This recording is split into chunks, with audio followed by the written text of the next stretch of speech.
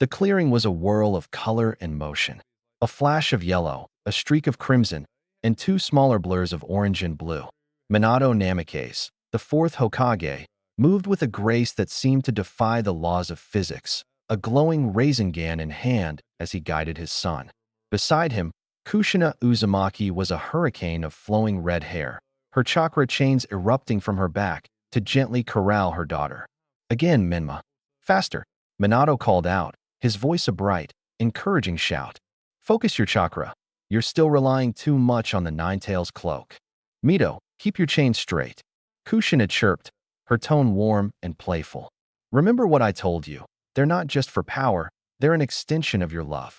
From a high branch of a tree, far removed from the dust and energy of the training ground, a small, 11-year-old blonde boy watched. He was so still he might have been part of the foliage itself. The sounds of his family were a distant hum, a melody he wasn't part of. His hair was the same as his father's, but his eyes were a different matter. A shade of startling red, with three tomos swirling around a deep black pupil. His heart didn't ache with jealousy, not exactly. He loved his siblings. He knew they were special. Everyone in the village knew. Mito and Minma were the heroes of the leaf, the ones who held the Kyuubi at bay. His parents spent every waking moment of their free time training them, shaping them into the powerful shinobi they were destined to be. Naruto understood the necessity of it, the logic. Still, logic couldn't stop the quiet sting of being an afterthought. A brief pause in the training allowed Minato to glance in his direction. He offered a quick, distracted smile and a wave.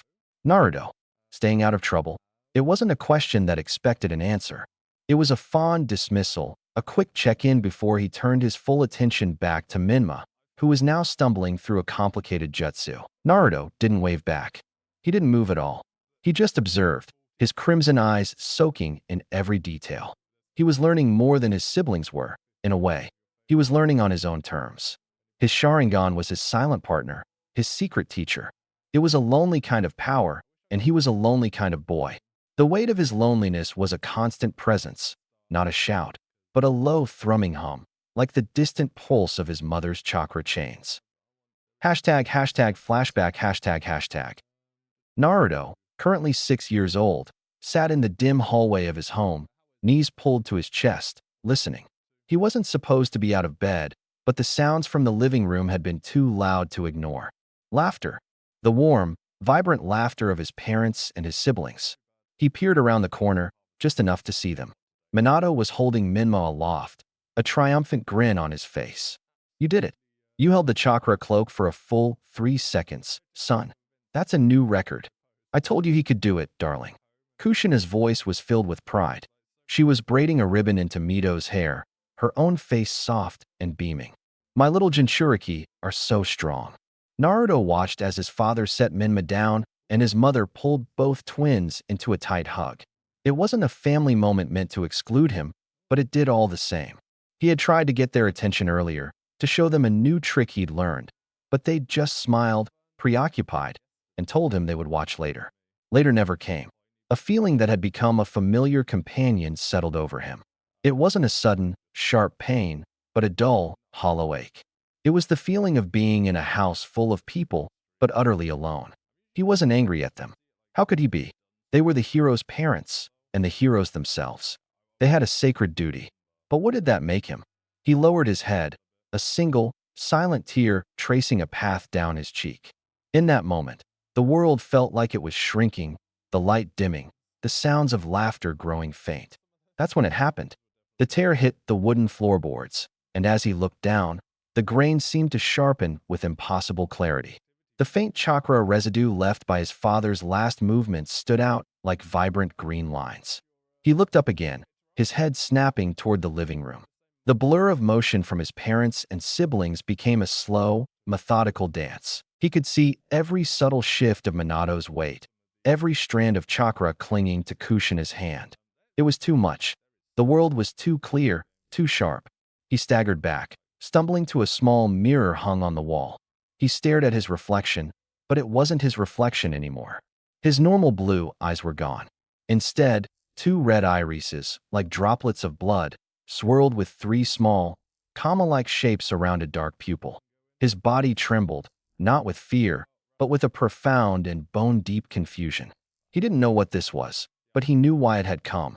It had come because he was alone. It was a visual representation of his solitude, a secret born of his quiet heartbreak.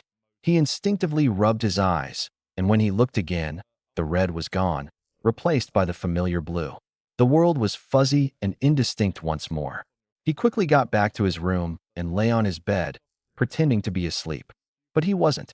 He was just a small boy with a big, new secret.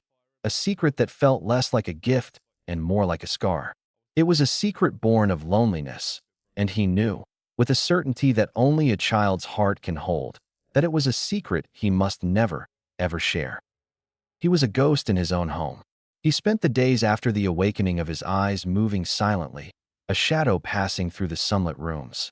While his parents were focused on the grueling, chakra-intensive training of their other children, Naruto's education had begun in a different way. He knew what he had to do. He went to the family library, a room filled with scrolls and books his parents had collected over the years. It was a place he was rarely in, as his siblings were the ones being taught history and shinobi theory. He wasn't looking for advanced jutsu. He was just searching for a clue. His 6-year-old fingers, still small and a little clumsy, pulled out a thick book on the great shinobi clans. He flipped through the pages until he found a section on the Uchiha. There it was, a small, crudely drawn illustration of an eye with a single tomo. The text underneath spoke of a Kekkei Jinkai, a bloodline limit known as the Sharingan, the copy wheel eye. It mentioned its ability to see chakra, track movements, and, most importantly, copy jutsu. He read the words, his heart pounding in his chest. A clan-exclusive bloodline. The implication was a heavy weight on his small shoulders. Why did he have it? Was he one of them? A different feeling, even more profound than his loneliness, crept into his mind. Fear. What if his parents found out? Would they see him as a stranger, an interloper? He was already so far removed from them. This felt like an unbridgeable chasm. He didn't understand the complex history of the clans, but he understood the word secret. This was his. His training began that very day, in the same way he had been learning since he could walk, by himself. He couldn't go to the public training grounds, not with his parents and siblings often using them. Instead, he found a small, neglected clearing far from the main road, hidden by thick trees. He took a few books from the library, simple, entry-level scrolls that showed basic academy jutsu and taijutsu forms. He would activate his Sharingan, feeling the familiar, quiet hum of power behind his eyes, and watch the diagrams on the page. Where another child might see a static drawing, Naruto saw a guide. He would practice a basic punch repeatedly, using his eyes to correct the angle of his arm and the position of his feet until it matched the illustration perfectly. He learned a rudimentary Jinjutsu by simply watching a faint drawing of chakra flow and then mimicking the sensation inside his body. He never managed to hold the jutsu, but the feeling of learning something, of mastering a skill entirely on his own, was a rush of pride he had never experienced before. He also found a new way to interact with his family, albeit from afar. He would sit in a hidden spot and watch Minato and Kushina train Mito and Minma. His Sharingan would track their every movement, analyzing the flow of chakra, the subtle hand seals, and the footwork. He wasn't just watching, he was learning. He was silently, meticulously, and desperately catching up.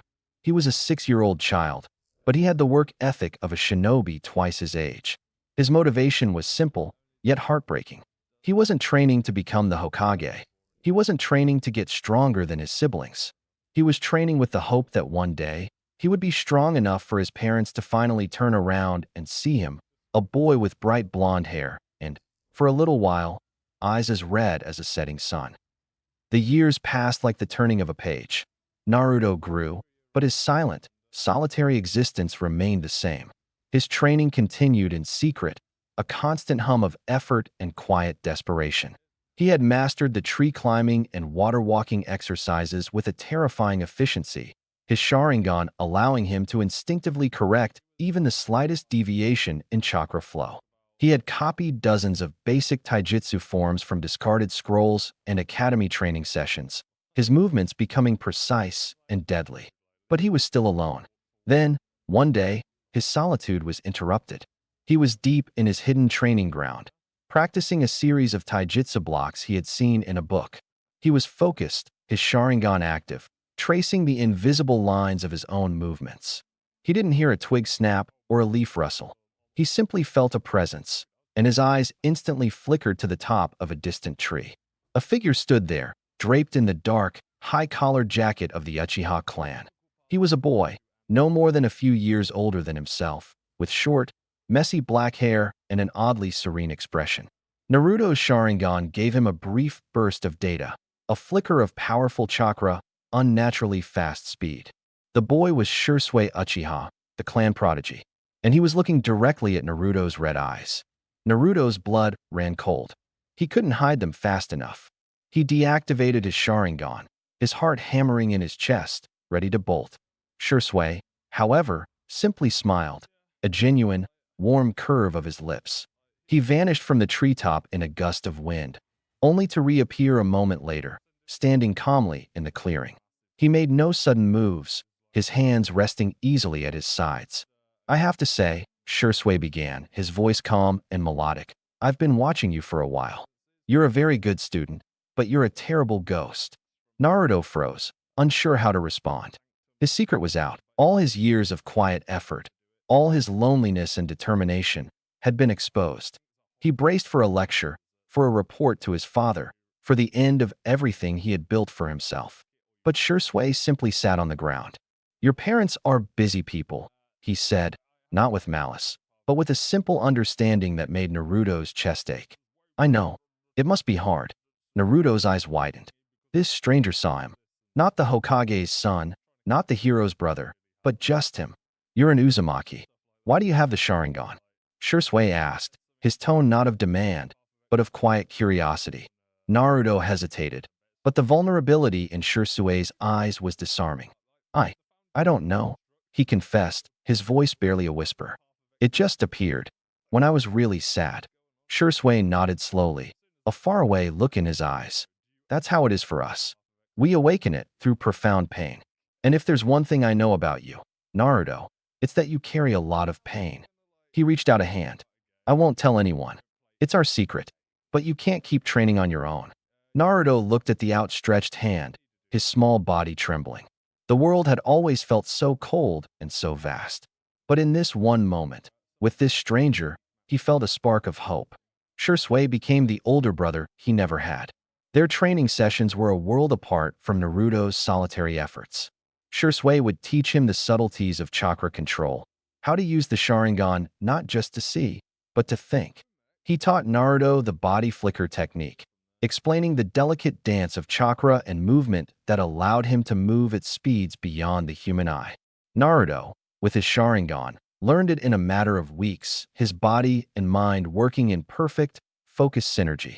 Shursui also taught him how to use his eyes as a defense against illusions and as a tool for prediction, analyzing an opponent's every subtle twitch and shift. The training was hard, brutal, and often pushed Naruto to his limits, but it was also filled with a warmth he had never known. For the first time, someone was teaching him, guiding him, and believing in him. He was still alone in his family, a secret that no one would ever know. But now, when he activated his Sharingan and saw the world in perfect, analytical detail, he didn't feel the sting of loneliness. He felt the quiet, powerful confidence that came from knowing he had a purpose, a friend, and a master who saw him for exactly who he was. A year had passed, and the boy who had once longed for attention had been replaced by a quiet, detached young man. The loneliness had not broken Naruto. It had forged him into something hard and unyielding. His voice was a calm murmur, his face a placid mask. He moved through his home as if he were a visitor, an observer, and his family, in their endless preoccupation, had become too accustomed to his silent presence to even notice. Naruto entered the kitchen, his footsteps making no sound on the tile. His father, Minato, was quickly grabbing a snack before heading back to the Hokage's office, papers already clutched in his hand. Minato smiled, a warm but distant expression. "Ah, Naruto, how was your day? Everything going well?" Naruto didn't pause as he moved to the cupboards. "It was fine." Good, Minato replied, his attention already back on a document. He was halfway out the door when Naruto's voice stopped him. The seal on your chakra paper is flawed. It'll bleed in the rain. Minato froze. He looked at the paper, then back at Naruto, a flicker of surprise in his eyes. He quickly adjusted the seal, a new wave of respect for his son's observation skills washing over him. Right? Thanks, Naruto. I'll see you later. He didn't notice the way Naruto's face remained blank, or the fact that he was already gone, having returned to the silence of his room. Exhausted siblings Minma stumbled into the house, his clothes torn and his body covered in bruises. He threw his bag to the floor with a groan, collapsing onto the couch. Dad and Mom are training us to exhaustion. I think I'm going to pass out. Mito, her hair still wet from a quick shower, sat next to him. Tell me about it. We can't even get the new jutsu right. They both looked at Naruto, who was calmly reading a book, his back to them. Naruto, Minma sighed. You're so lucky. You don't have to deal with all this. It's so much pressure. Naruto simply turned a page. Yes, Mito shot Minma a look that said, he's in one of his moods. They were too tired to try and engage him further, so they simply fell into a weary silence, assuming his quietness was just a quirk, a part of who he was. Kakashi was visiting the house for a rare, quiet dinner. The silence was thick and palpable. He watched as Naruto sat at the table, eating meticulously, but completely separate from the family's conversation. Finally, Kakashi broke the quiet. He grabbed Naruto's arm, pulling him away from the table. Naruto, we need to talk. He led Naruto to the porch, his voice low and concerned. Naruto, I know things are hard, but you can't be like this. They're trying their best. Your parents are the Hokage and the hero who sealed the Nine Tails. The village depends on them. You have to be more understanding. Naruto calmly pulled his arm away. I understand everything, Kakashi-sensei. I understand why they do what they do. I understand that Mito and Minma are more important. You don't need to explain it to me. It's not about being more important. Kakashi started, but Naruto's cold, calm tone cut him off. I'm not angry, he said, and the truth of it was more chilling than any rage could have been. I'm not sad. I'm not anything. It is what it is. Kakashi stared at him, speechless. This wasn't the lonely child he expected to see. It was a person who had already given up on being seen. He had no response to this quiet, profound detachment. The next day, Kakashi found Naruto at a secluded training ground, one he had never seen the boy use before. He was practicing a complex series of hand-to-hand combat forms, his movements fluid and precise. Kakashi's lone eye widened slightly, impressed by the flawless technique. This wasn't something you learned from an academy scroll. He recognized the speed and economy of motion. It was the mark of a prodigy. Naruto, still and silent as ever, continued his training without acknowledging him. He didn't even turn his head. Kakashi walked over and sat on the ground a few feet away, leaning back against a tree. He didn't offer a word of praise or criticism. He simply watched. For nearly an hour, the only sounds were the soft thud of Naruto's feet on the grass and the rustle of leaves in the wind.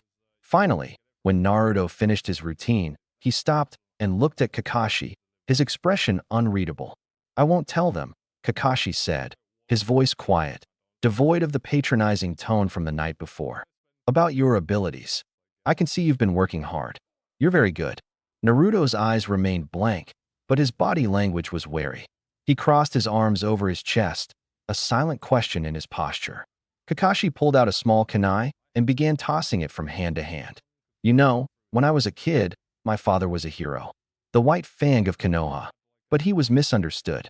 And when he died, everyone shunned me. Naruto's gaze flickered. This wasn't what he expected. I was alone. Completely alone. Kakashi continued, his voice soft, almost a confession.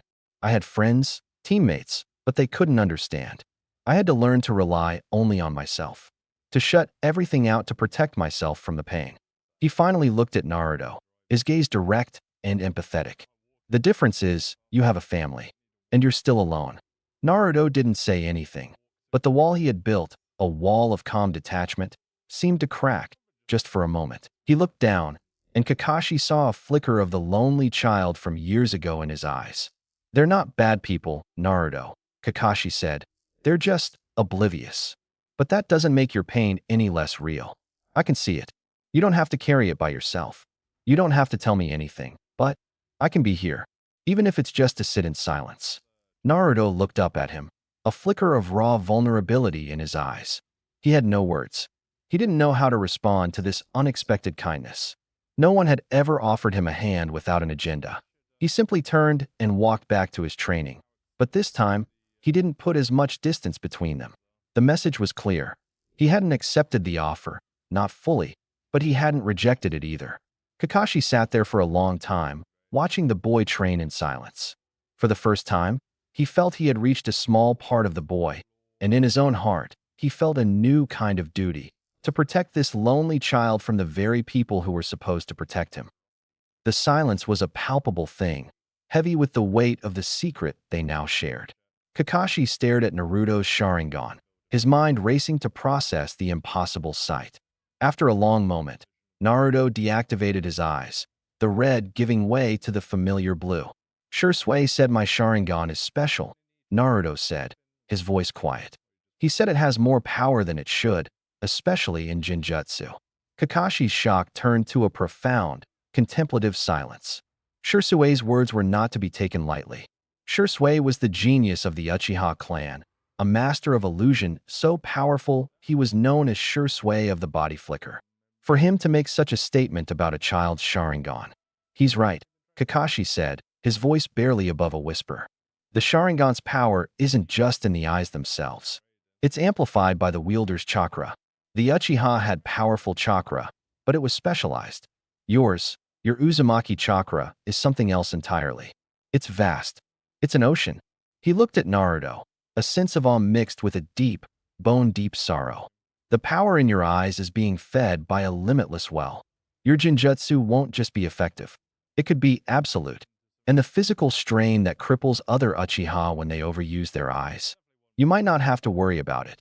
Naruto's brow furrowed, a rare display of emotion. Is that a good thing? Kakashi sighed. Power isn't good or bad, Naruto. It just is. This makes you a weapon far more dangerous than anyone in this village can comprehend.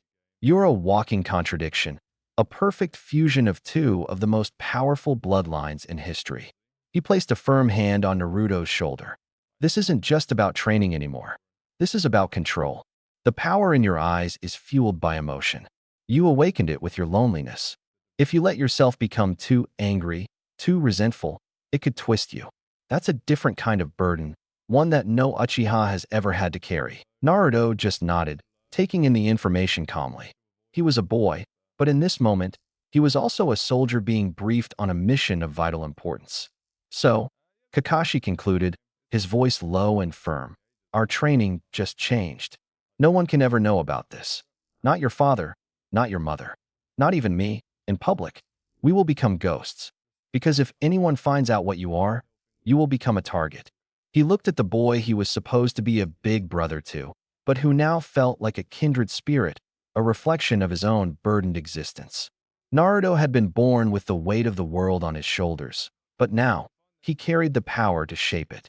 And Kakashi, for the first time in his life, had found a mission that was truly his own, to protect the boy who had a secret more dangerous than any beast. #flashback and ##. Without a sound, he slid from the branch and dropped lightly to the ground, his movements so effortless they were almost a whisper. He turned and headed for the house, the noise of his family's training fading behind him. He was just about to enter the back door when two figures fell and stepped behind him. Naruto, wait up, Minma called, a faint look of exhaustion on his face. Mito, her expression a mix of concern and fatigue, caught up to him. Hey, we were just talking. We feel bad that we don't get to train together. We were thinking, maybe we could all train together tomorrow? You could get some pointers from us. Their faces were genuine, their offer sincere. It wasn't pity, not exactly, but an attempt to close a chasm they couldn't even see the full depth of. Naruto paused, his hand on the doorknob. He turned his head and gave them a small, polite smile, a gesture so practiced it had become as natural as breathing. Thank you, but that won't be necessary. Mito and Minma looked at each other, confused. But, we're good, you know. We've learned a lot, Minma offered, his pride showing through his weariness. We could teach you some stuff. I know you have, Naruto said calmly. And I appreciate the offer. He paused, his tone softening just slightly. a gesture to acknowledge their good intentions. But I have my own training. I'm training with Shursui. The statement hung in the air, a final, polite rejection. Their jaws dropped. Mito's eyes widened. The Shursui? The Uchiha prodigy? But why? Naruto gave them a small shrug, a silent answer that he wouldn't explain. He opened the door and stepped inside, leaving them on the porch, staring after him. Their guilt had been replaced by a new, more complicated feeling, confusion. They couldn't understand why he would choose a stranger over his own family. And Naruto, walking toward his room, felt a familiar and satisfying calm. He no longer felt the need to prove anything to them. He had his own path. He had his own teacher. He had his own secret. And in the quiet solitude of his own world, that was more than enough. The afternoon light filtered through the windows of the Namikaze home, falling upon a table where Minato and Kushina were reviewing scrolls, discussing Minma and Mito's progress. They were beaming with pride. Their chakra control is getting so much better, Minato said, a smile on his face. And Mito's chains are almost as strong as yours were at her age. Kushina preened, a playful grin on her face. Almost. But they're so dedicated, both of them. It makes all the hard work worth it. Just then, Minma and Mito walked into the room, their faces etched with a confused concern. The parents looked up, their warm expressions shifting to one of mild curiosity. Mom, Dad, we wanted to ask you something. Mito started, her voice uncharacteristically serious. Yeah, Minma added. About Naruto. Minato and Kushina's smiles faltered slightly. They hadn't thought about Naruto in a while. He had been so quiet lately, a near-invisible presence in the house. What about him? Kushina asked, her voice a little too cheerful. Is he doing all right? Minma shifted uncomfortably. Well, he's fine. But we tried to get him to train with us. We felt bad he's always on his own. Minato nodded. That's very kind of you, son. But Naruto is a very independent boy. He said he's already training. Mito interjected, cutting straight to the point. With Shursui Uchiha. The words hung in the air like a jinjutsu, shocking the two adults into silence. Minato's pen dropped from his hand, clattering against the table. Kushina's eyes widened, a flicker of genuine bewilderment in them. With Shursui, Kushina repeated, her voice a whisper. That's not possible. Why not? Minma asked, genuinely confused. He said it himself. Minato stood up, his face serious. Naruto is only 11. Shursui is one of the clan's top operatives. He's been incredibly busy with Umbu missions lately.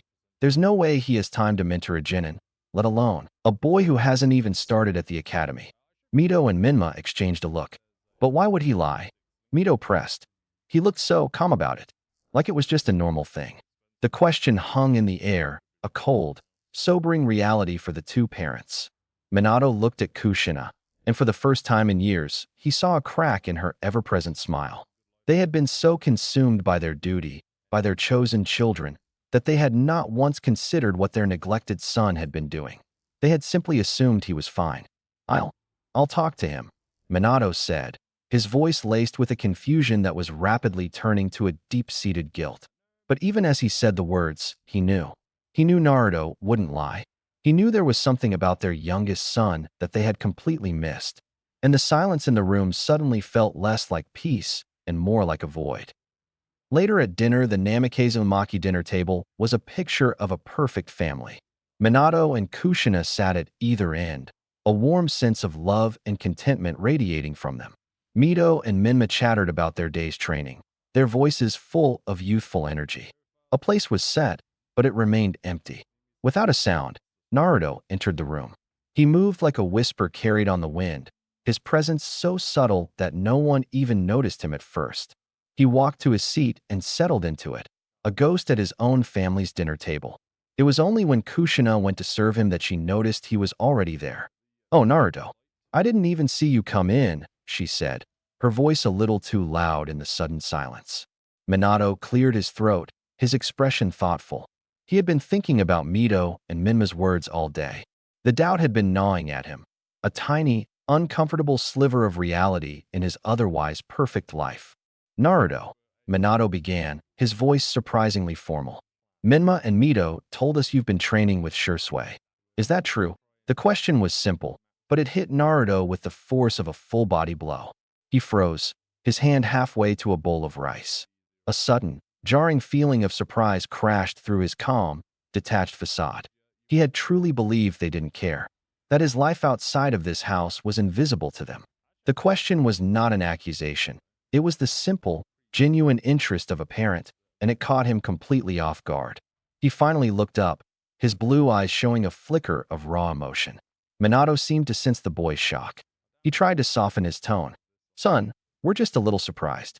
Shursui is a very busy shinobi. I wasn't aware you were in contact with him." Naruto's eyes held his father's gaze, and the flicker of surprise hardened into a quiet, cold resolve. After a moment, he responded, his voice even and calm. "He found me. He saw that I was teaching myself and offered to help." Kushina leaned forward, her face a mask of confusion. "Why would he do that? He's a prodigy. He must have a reason." "He said that I was a prodigy too," Naruto replied, the words hanging in the air.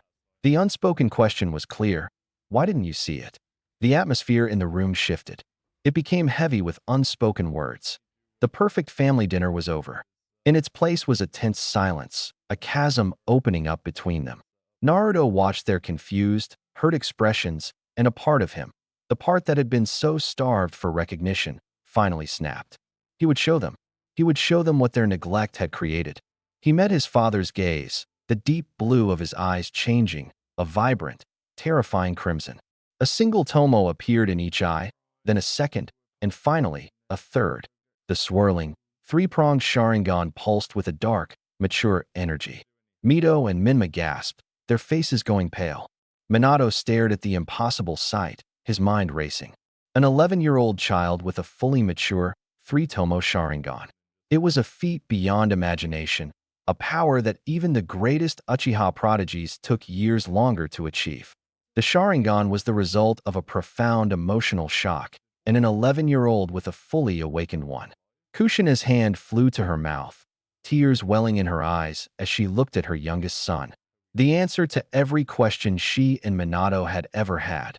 His quiet solitude, his unbelievable independence, his calm, distant nature, was staring them in the face, a terrifying, beautiful, and heartbreaking secret that had been born of their own failures. Kushina's hand flew to her mouth, her eyes welling with tears as she stared at her son.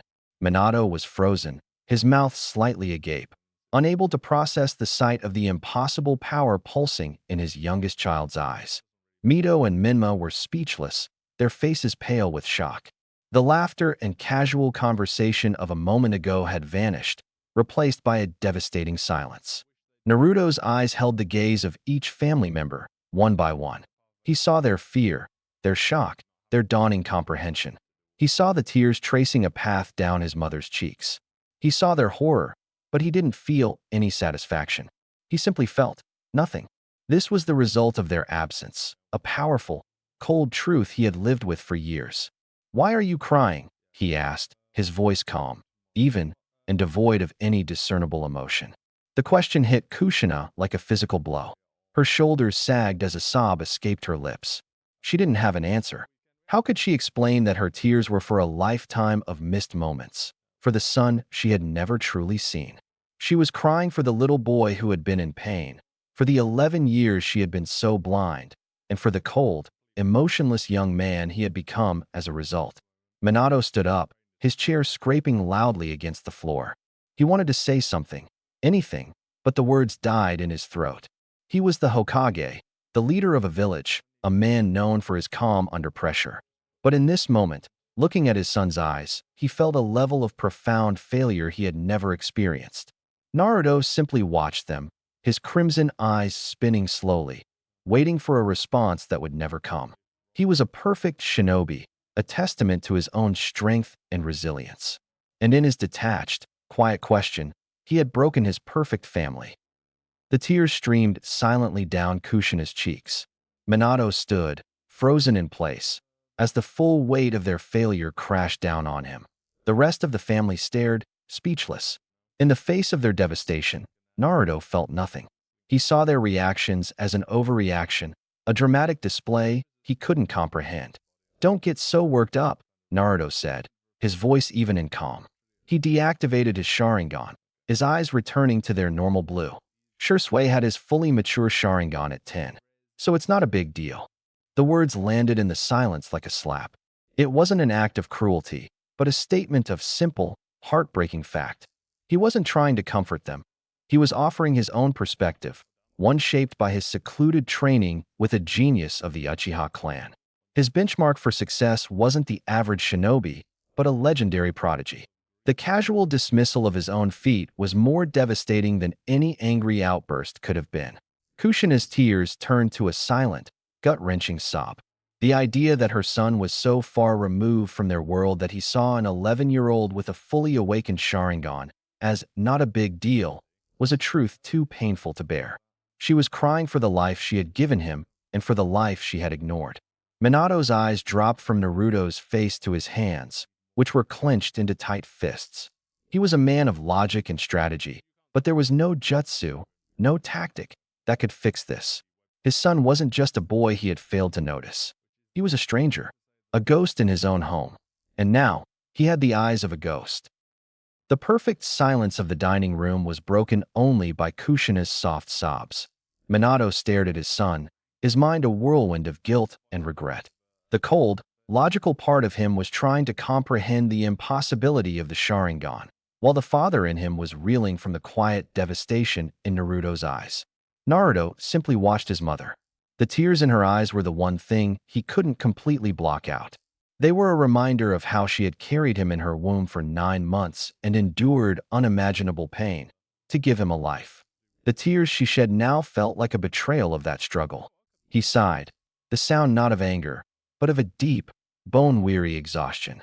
The weight of his loneliness, his secret, and this sudden, painful confrontation was finally taking its toll. "I'm not mad at you," he said, his voice calm and tired. "If anything, I'm just tired." His words hung in the air, more devastating than any furious accusation. They were a simple statement of fact, a truth he had lived with for years. He wasn't a hero, wasn't a monster, wasn't anything but a boy who was utterly, completely, and profoundly exhausted. He looked at his mother, the tears still falling. His cold demeanor, the very thing he had perfected to survive, seemed to be the source of her pain. It was a contradiction he couldn't resolve. He was finally seen, but the seeing was breaking the one person he still held a quiet, unspoken respect for. And for the first time, Naruto wished he could just go back to being a ghost. Kushina's sobs racked her body. Minato was a statue of guilt and shame. The silent, devastating admission from Naruto that he was simply tired had shattered their world. He had given them his truth, a truth that was a direct result of their neglect, and it was more painful than any accusation could have been. Naruto looked at his mother, the tears still falling. His calm facade, the shield he had so meticulously built, began to crack. He had expected anger, fear, or confusion, but the tears were something he hadn't prepared for. He had hated seeing them in his mother's eyes ever since he could remember. Slowly, carefully, he rose from his seat. He walked around the table and knelt beside her chair. The action was so out of character that everyone at the table, Minato, Mito, and Minma, watched in stunned silence. Naruto reached out a hand, a small, uncharacteristic tremor running through it. He gently pulled his sleeve and, with an almost tender gesture, used it to wipe the tears from her cheeks. "Please don't cry," he whispered, his voice so quiet it was barely audible. It was the plea of a little boy, not the voice of the detached young man who had just revealed a forbidden power. Kushina's breath hitched. She looked at his face, at the blue eyes that, for a single moment, held a flicker of the love and innocence she had been so blind to. The dam of her composure broke completely, and she reached out, pulling him into a tight, desperate hug. She didn't have to say anything. Her silent embrace said it all. She was sorry. She was so sorry. And as Naruto felt his mother's arms around him for the first time in years, he didn't tense. He didn't push her away. He just stood there, letting the cold walls he had built around his heart begin to thaw in the warmth of a long-overdue embrace. The Sharingan, the secret training, the emotional distance, all of it faded for a single, precious moment. He was just a boy, and in his mother's arms, he was finally seen. Next day at Asedmi, the Konoha Academy was a cacophony of sound and energy, a stark contrast to the quiet of the Namikaze Uzumaki home. Genin hopefuls ran, shouted, and sparred, their youthful exuberance a vibrant display of life. But for Naruto, it was just another stage. He sat alone at the edge of the training field, a textbook on basic jutsu open on his lap, his expression placid and unreadable. He had already mastered all of it, and more. He was here because it was a requirement, not because he needed to be. He was an anomaly. His siblings, Mito and Minma, were the center of a swirling vortex of students and attention, their prowess on full display. They were the heroes, the prodigies, the children of the Hokage. But Naruto was a ghost, and the other students, accustomed to his silence, barely registered his presence. The only one who did was a boy with spiky brown hair and a perpetually bored expression. Shikamaru Nara, a lazy genius who found most of the world to be a troublesome chore, was sitting under a tree, staring at the clouds. He was the only person who seemed to understand Naruto's quietness. "Hey," Shikamaru said, his voice a low drone. Naruto didn't look up from his book. "Hey, your old man looked pretty spaced out today," Shikamaru observed, not with curiosity, but with a simple, detached observation. "Troublesome." Naruto closed his book, placing it on the ground beside him. He looked up at the clouds. "He's just figuring things out." Shikamaru gave a soft grunt of acknowledgement. He didn't ask what or why. He understood that some things were too complicated for simple words. He was a master of observation, seeing the patterns in people just as he saw them in the clouds. He saw Naruto not as the Hokage's neglected son, but as an island of calm in a sea of chaos. "Training later?" Naruto asked. "Sure. My place," Shikamaru replied, his voice still a low drawl. "My mom wants me to stop being a bum."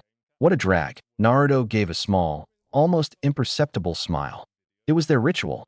Their training was a mix of strategy games and quiet, focused combat, an intellectual chess match played out with shuriken and kunai.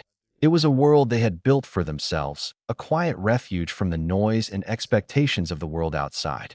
He looked back at the bustling training ground, at the animated forms of his siblings, and he felt a profound sense of peace. He had his own path, his own friends, and his own secrets. He wasn't the boy who desperately craved attention anymore. He was a different kind of ninja, a ghost who was silently learning how to wield his darkness, and he was okay with that. After Asedmi, he went to Shursue's home. Naruto's heart was pounding, faster than it ever was, sounding too loud in the eerie silence of the surrounding. He was feeling too uneasy. Shursue had been sick, but he said he's fine, a lie Naruto quickly detected. When he reached Shursue's apartment, he didn't find any trace of Shursue. His heart was pounding faster than before. It felt like it'll burst out. He must be busy with Umbu mission. The excuse sounded hollow to his own ears, and then he found a neatly folded letter and a scroll at Shursue's bedroom. The scroll had a special seal that can only be opened by Naruto's blood, and that made it only worse. Shursue wanted only Naruto to have this, and something inside Naruto said that he didn't want to know what's inside the letter, but still he went and read the letter. "Dear Naruto, by the time you find this letter, I'll be long gone. And I kinda suck at final words, 'cause they are final, you know? Got it? Well, back to topic. The truth is I have an incurable chakra illness, ever since I awoke my Mangekyo Sharingan. But don't worry, a part of me will always be with you. There are so many things I wanted to do, like becoming your Jonin sensei, embarrass you on your dates, and be there to help you, but I guess it won't be possible now. But hey, I'll be still, watching you from above, and I want to see you become a shinobi greater me. But hey, my Jinjutsu is still better, and one more important thing, I have left my eyes in a scroll for you. And if you ever awaken your MS, transplant your eyes with mine to gain eternal Mangenkyo Sharingan. Good luck, lil bro." Naruto was crying, but there was no sound, just silent tears. His Sharingan spun faster and morphed into an 8-pointed shuriken as his eyes started to bleed and he fell unconscious. Next day. Awakening in a new reality, the first thing Naruto registered was the sterile scent of antiseptic. The second was the soft, rhythmic beeping of a medical machine beside his bed. He opened his eyes, blinking against the harsh, white light of a hospital room. His head throbbed, and his entire body felt like it had been run over by a steamroller. A figure was standing at the foot of his bed, holding a clipboard. She had long, blonde hair tied back and a diamond-shaped marking on her forehead. It was Tsunade, the slug Sannin. Her expression was a mix of intense focus and a deep, weary concern. She was a professional shinobi, but her gaze held the wisdom of a woman who had seen and healed more trauma than anyone. She didn't react to his waking immediately. She simply jotted a final note on her clipboard before looking at him. "Your chakra pathways are in disarray," she said, her voice calm and clinical.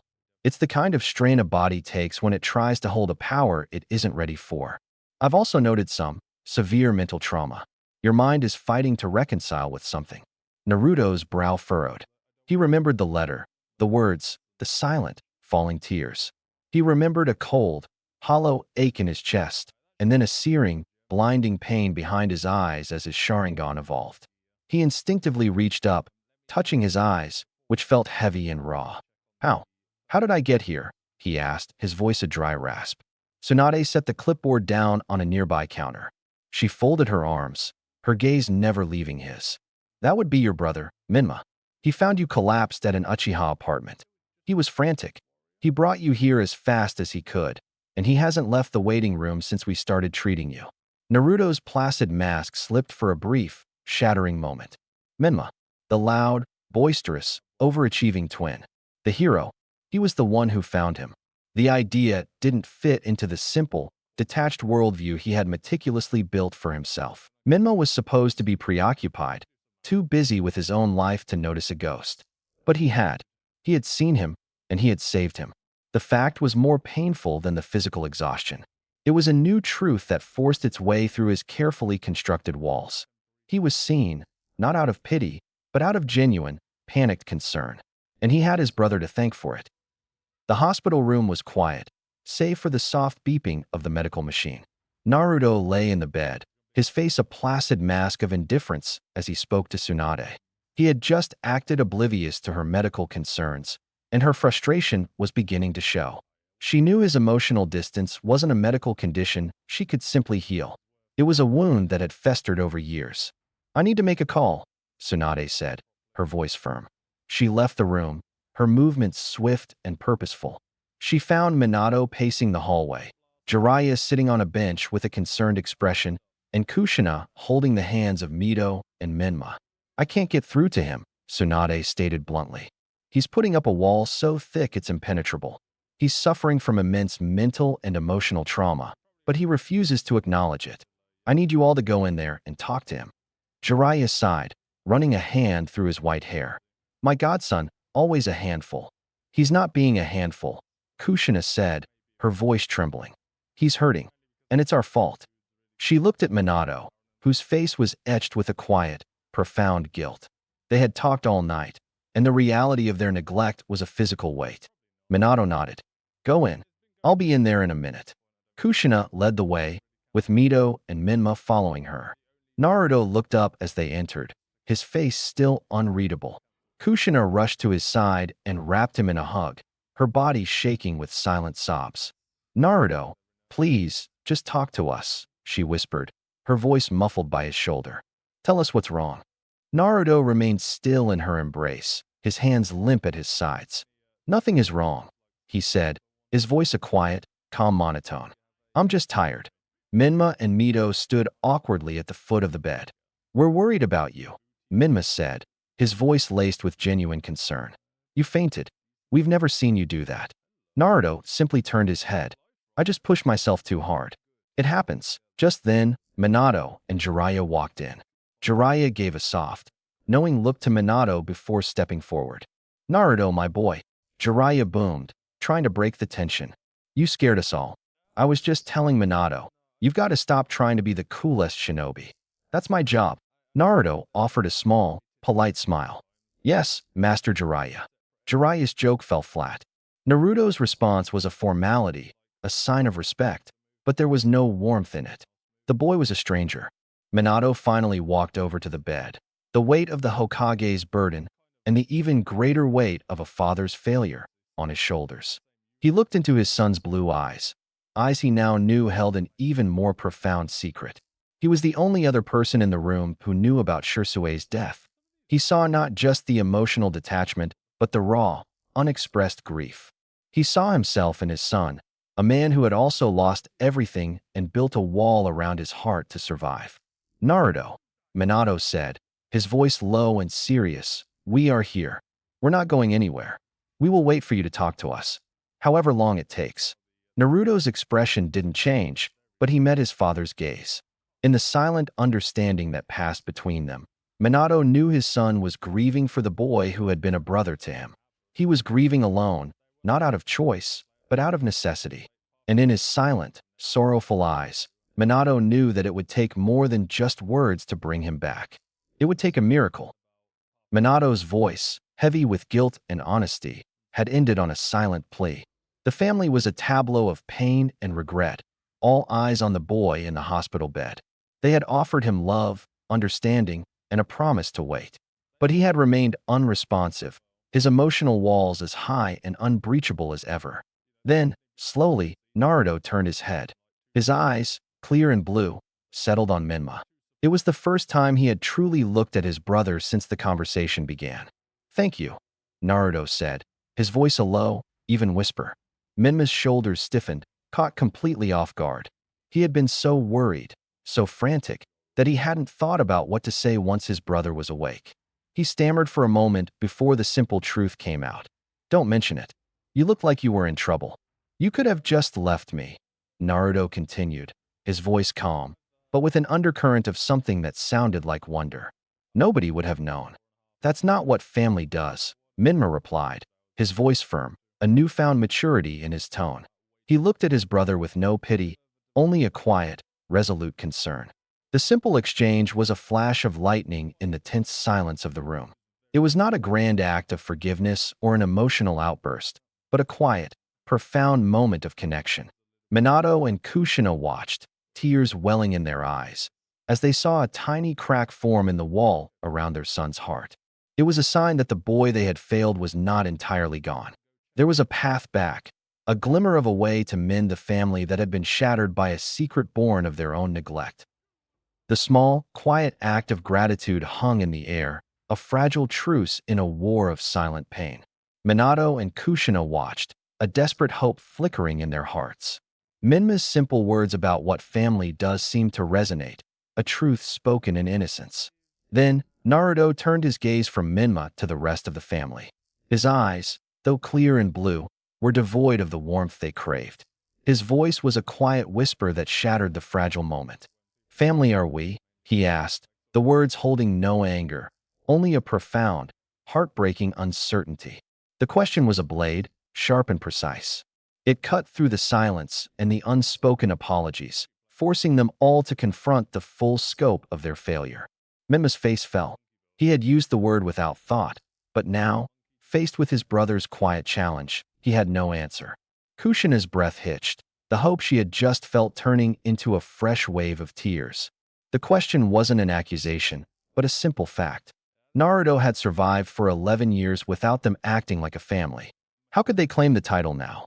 Minato stood in the middle of the room, looking at his son. He was the Hokage, a leader who had made countless impossible decisions for his village. But this one question, from the boy who had once longed for his attention, left him utterly speechless.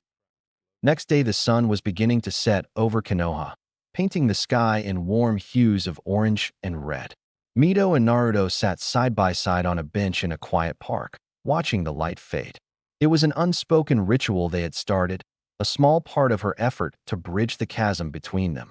For a long time, the only sound was the gentle rustling of leaves in the evening breeze. Mito finally broke the silence, her voice soft and hesitant. You know, when we were little, I always thought you were mad at us. Naruto didn't look at her. I wasn't. I know that now, she said, a sad smile on her face. But you're so quiet. It's like you're living in a different world. Naruto didn't respond immediately. He watched a single leaf detach from a branch and spiral to the ground. It's not a different world, he said, his voice a low, calm murmur. It's just quiet. Mito nodded, thinking. She was trying to find the words, to understand a feeling she couldn't articulate. Minma and I, we have so much energy. We have so much of the Nine-Tails chakra. We're always trying to control it, to keep it from running wild. She paused, looking at her brother. You're so calm. Is that something you had to learn? Naruto finally looked at her, his blue eyes holding a wisdom far beyond his years. He didn't answer with words. Instead, he simply activated his Sharingan. The tomo spun to life, and in that instant, Mito's mind filled with a surge of images, an empty training ground, a boy meticulously practicing, a single kunai spinning through the air in a perfect arc. The images were not of rage or anger, but of a profound and solitary determination. She gasped, but not in fear. She was simply stunned. He deactivated his eyes just as quickly, and the world returned to normal. It's easier to stay calm, he said, his voice still low, when you don't have anyone to show off for. Mito stared at him, tears welling in her eyes. He had just answered her question without a single word. He had not learned to be calm. He had been forced to. The quietness she had always admired was a shield forged in his loneliness. He had not been mad at them. He had simply been on his own all along. A single tear escaped, tracing a path down her cheek. Naruto watched it fall. This was new territory for him. His life had been one of quiet observation and strategic calculation. He knew how to predict a jutsu, how to analyze a fighting style, but he had no data on how to handle tears. His instinct was to stay quiet, but his new resolve, his clumsy effort to mend their relationship, pushed him to act. He reached into his pocket and pulled out a small, folded handkerchief. He held it out to her, his hand steady, his face an impassive mask. Here, he said, his voice flat. They make your eyes swell up. Mito took the handkerchief, a small, sad sob escaping her lips. He had done his best. His mind, so brilliant at breaking down complex shinobi techniques, was utterly lost when faced with a simple display of human emotion. He didn't know how to comfort her, only how to provide a logical solution to the physical problem of crying.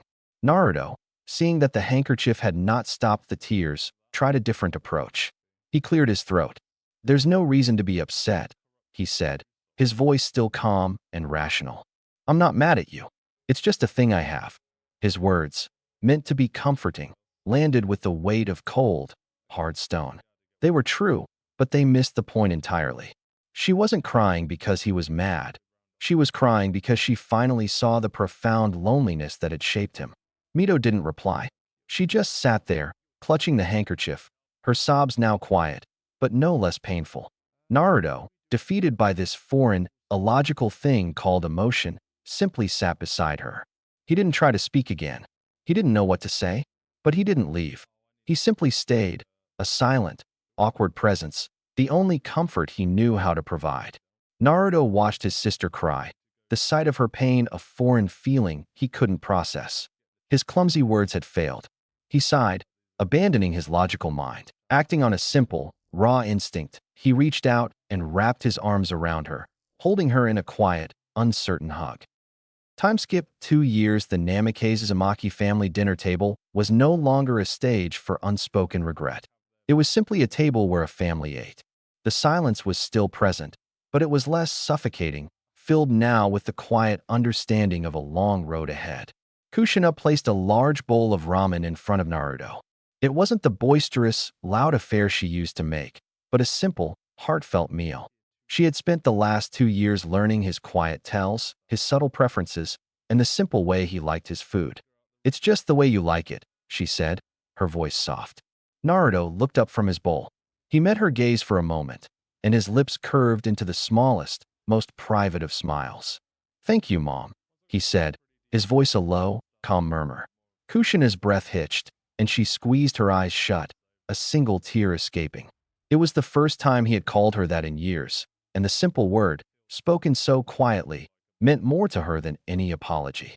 Minma, who had been chatting with his father about a new training regimen, turned to Naruto. Hey, you were there for our last session. You think you could have figured out that jutsu faster than me? He asked, a hint of friendly competition in his voice. Naruto paused his meal.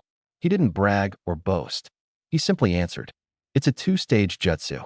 You were focusing on the chakra flow for the second part before the first part was complete. It's about a complete cycle, not 2 halves. Minma stared at him, his mouth slightly agape. He had spent hours on that jutsu, and Naruto had just broken it down in a single sentence. You You were watching? He asked, a mix of awe and surprise in his voice. Naruto gave a small, almost imperceptible shrug, and then went back to his ramen. The simple act of providing that insight, of engaging with his brother's world, was a testament to how far they had come. He was no longer a ghost in their lives. He was simply Naruto, quietly, slowly, and painstakingly finding his way back to them. The air in the academy classroom hummed with the electric energy of freshly graduated genin. Students buzzed with anticipation, their eyes darting around the room, hoping to be placed with their friends. Naruto, however, sat in the back, his posture calm and his face unreadable. He had his own reasons for hoping for a good team, a quiet willingness to try and make connections. Iruka-sensei, beaming with pride, stood at the front and began reading the team placements. The names blurred together for Naruto, a list of familiar faces and destined partnerships. Team 7, Sasuke Uchiha, Sakura Haruno, and Isamu Uchiha. Your sensei will be Itachi Uchiha. A few whispers of awe went through the room. Team 8, Hinata Hyuga, Kiba Inuzuka, and Shino Aburame. Your sensei is Kurenai Yuhi. Team 10, Ino Yamanaka, Shikamaru Nara, and Choji Akimichi. Your sensei is Asuma Sarutobi. Naruto felt a small sense of relief. His only true friend would still be close by. Then came the announcement for his siblings. Team 11, Minma Namikaze Uzumaki, Mito Namikaze Uzumaki, and Yakumo Kurama. Your sensei will be Kakashi Hatake. The cheers for the Hokage's children filled the room. Finally, only a few students remained, including Naruto. And finally, Team 12, Naruto Uzumaki, Kagami Uchiha, and Yuki. Iruka paused, his gaze softening as he looked at the last girl on the list. She was a pale, quiet girl with startling gray eyes, a foreign exchange student from the land of water. She was a survivor of a brutal bloodline purge, the sole member of a clan of ice release users. Your sensei will be here shortly. Dismissed. The room emptied in a rush of noise, leaving the three of them behind. Naruto, Yuki, and Kagami sat in silence, each an island in a sea of empty desks. Moments later, a man stepped into the room. He was tall, with long, dark hair and piercing golden eyes, but his expression was soft, almost grandfatherly. He offered a gentle smile that reached his eyes, a profound contrast to his reputation. "Hello," he said, his voice as smooth as silk. "I'm Orochimaru, and I'm your sensei." He walked to the front of the class, his gaze settling on each of them in turn. His eyes lingered on Yuki, but not with cold scientific curiosity. There was a deep, empathetic sadness in his gaze, a silent understanding of her past. He had also been a child alone in the world, and he saw a reflection of himself in her. "I have already heard a great deal about you," he said. Naruto Uzumaki, a boy with an incredible spirit. Kagami Uchiha, a gifted mind.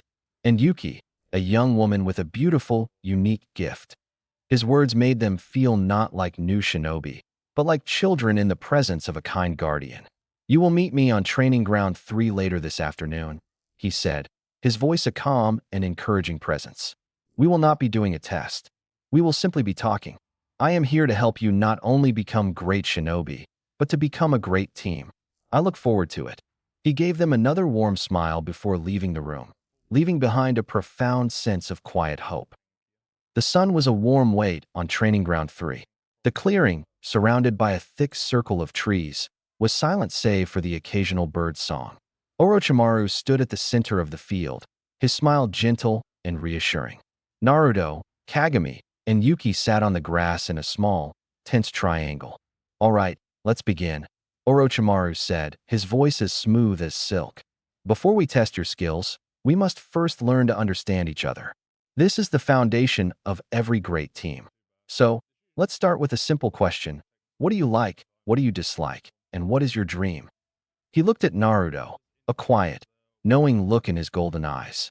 "I don't have a particular liking for anything," Naruto said, his voice calm and even. "As for dislikes, I have many. But I particularly dislike unreasonable people and those who are too stupid to comprehend the greater picture." His words were delivered without a hint of emotion. "My dream is to leave the world slightly better than it already was." The statement was profound in its meaning. Those weren't the word of a child. No, Those were the words of a person who has saw pain, felt pain, and learnt to forgive. Orochimaru nodded, a deep, silent understanding passing between them. He then looked at Kagami, a girl whose pride was as visible as her Uchiha symbol. I like training and my little brother, Sasuke, Kagami said, her voice firm and clear. I dislike those who think their power makes them better than everyone else. My dream is to become a shinobi strong enough to protect my family, and to make the Uchiha clan known for something other than its pride. Orochimaru gave a small smile. A noble goal. His gaze then settled on the last member of the team. Yuki was a small, timid girl, her hands clasped in her lap. Her eyes were a stunning shade of gray, the color of a winter sky, and they darted nervously from Kagami to Naruto.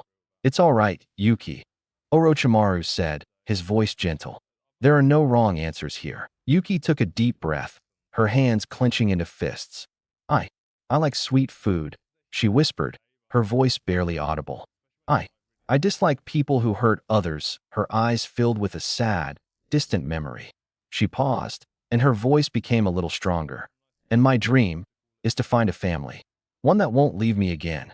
The air around them grew still, the silence now filled not with tension, but with a shared understanding. Each of them, in their own way, was searching for a place to belong. Orochimaru looked at his new team, 3 young shinobi who had all been given immense power, but had lost so much. He knew this would be his greatest challenge, but he also knew it would be his most important one. Orochimaru stood at the center of the training ground, 2 small silver bells glinting in the afternoon sun. He held them out, a gentle, knowing smile on his face. You have until sundown to take a bell from me, he said, his voice a low hum. The one who succeeds will pass. Those who fail will return to the academy. Ready to start. The moment the last word left his lips, a gust of wind carried a lone crow into the clearing. It had no sound, no presence, yet it drew Orochimaru's attention immediately. Its single, blood-red Sharingan spun, and in that instant, Orochimaru froze, his expression blank as he was locked in a powerful Jinjutsu. Before Kagami and Yuki could even register what was happening, Naruto was already in motion. His movements were a blur, a whisper of wind. He grabbed Yuki's arm and a handful of Kagami's jacket, and in a single, fluid motion, he flickered out of existence. They reappeared at the edge of the forest, the suddenness of the shift leaving Kagami and Yuki gasping for air. They stared at Naruto, a mixture of shock and confusion etched on their faces. The boy who was supposed to be a quiet, unremarkable ninja had just moved them with a high-level technique. What was that? Kagami whispered, her eyes wide. How? Naruto didn't answer. His expression was as placid as ever. He simply looked at Orochimaru, who was still locked in the crow's illusion. He's a Sannin. We need a plan. He's expecting us to attack him one-on-one. He then looked at his teammates, his gaze calm and unwavering. Yuki, you'll go in first. Use your ice release to create a diversion and trap him. He'll be expecting a physical attack. Yuki, still shaken, nodded slowly. And you, Naruto? I'll follow up with my Jinjutsu. Naruto's eyes held no emotion, but his plan was cold and logical. It's not as powerful as the crow's, but it will disorient him long enough for Kagami to get in close. He looked at Kagami, a flicker of trust in his eyes. You're fast and precise. You'll take the bells. The objective is to work together. Kagami stared at him, stunned. He had already analyzed their strengths and had a flawless, foolproof plan. The quiet boy who sat in the back of the class was a tactical genius, a ghost who saw everything, and he was counting on them to play their part. By the time Naruto finished explaining, Orochimaru has already broke free from the Jinjutsu, but just as he was back in the real world, Yuki's attack began. She unleashed a flurry of ice shuriken, their sharp edges glinting as they flew through the air. Orochimaru sidestepped them with an amused ease, but then Yuki stomped her foot, and a large wall of jagged ice erupted from the ground between them, forcing him to leap to the side. Not bad, Yuki-chan, he said, his voice light. He was holding back, his every movement a gentle feint, his speed reduced to that of a normal jonin. He was fighting to test them, not to defeat them. Just as he dodged the last shard of ice, a strange, low hum filled the air. Naruto, still hidden at the edge of the forest, had activated a Jinjutsu. The world around Orochimaru shifted, the colors blurring into a nauseating haze. It wasn't powerful enough to hold him for long, but it was a perfect distraction. Kagami, a blur of motion, sprinted in for the bells. She was fast, her hand a perfect blur of motion, but Orochimaru was faster. He simply raised his hand, and the bells clinked against his open palm. She had failed, but just as her face fell in defeat, another crow, this one completely unnoticeable, swooped down from the trees. It snatched a bell and flew to where Naruto was hidden. "My sincerest apologies, Kagami-chan," Orochimaru said with a light smile. "I believe the bell belongs to your teammate." The test was over. The bell was in Naruto's hands, a quiet victory for a brilliant plan. Naruto dropped silently to the ground, the small silver bell clutched in his hand. The crow, its work done, vanished in a puff of smoke. He met his sensei's golden gaze, his face as placid as ever, even as his two teammates stared at him in silent awe. "So did we pass?" Naruto asked, his voice calm and direct. Orochimaru's smile widened, a hint of genuine pride in his eyes. "You didn't just pass," he said, his voice a low hum of approval. "You are the first team to ever truly grasp the meaning of this test. A shinobi's greatest weapon isn't their jutsu, but their ability to work together and think beyond the obvious." He looked from Kagami and Yuki, who were still processing the flawless execution of a plan they had no idea existed, to Naruto. "You understood that the true objective was not to take the bell, but to work as a team." Orochimaru nodded, his eyes lingering on the bell in Naruto's hand. "Yes, you passed. All three of you." Orochimaru gave them a final, warm smile. "You have all passed the test. Rest up. Your journey has just begun." With that, he vanished with a rustle of leaves, leaving the three young genin alone in the quiet clearing. The silence that followed was different now.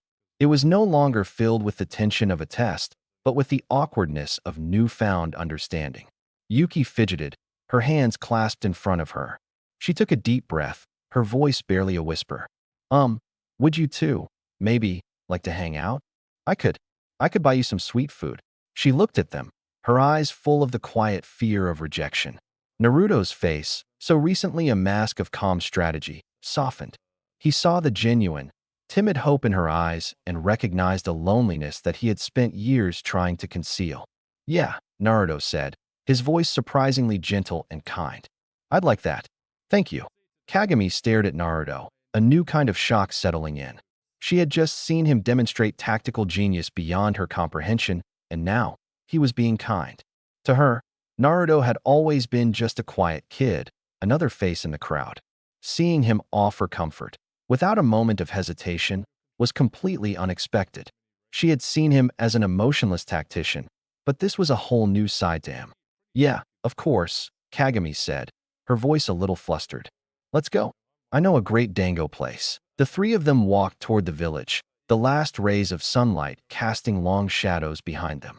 They were no longer a team of strangers, but three individuals, all a little broken, who had just found a quiet, new reason to belong.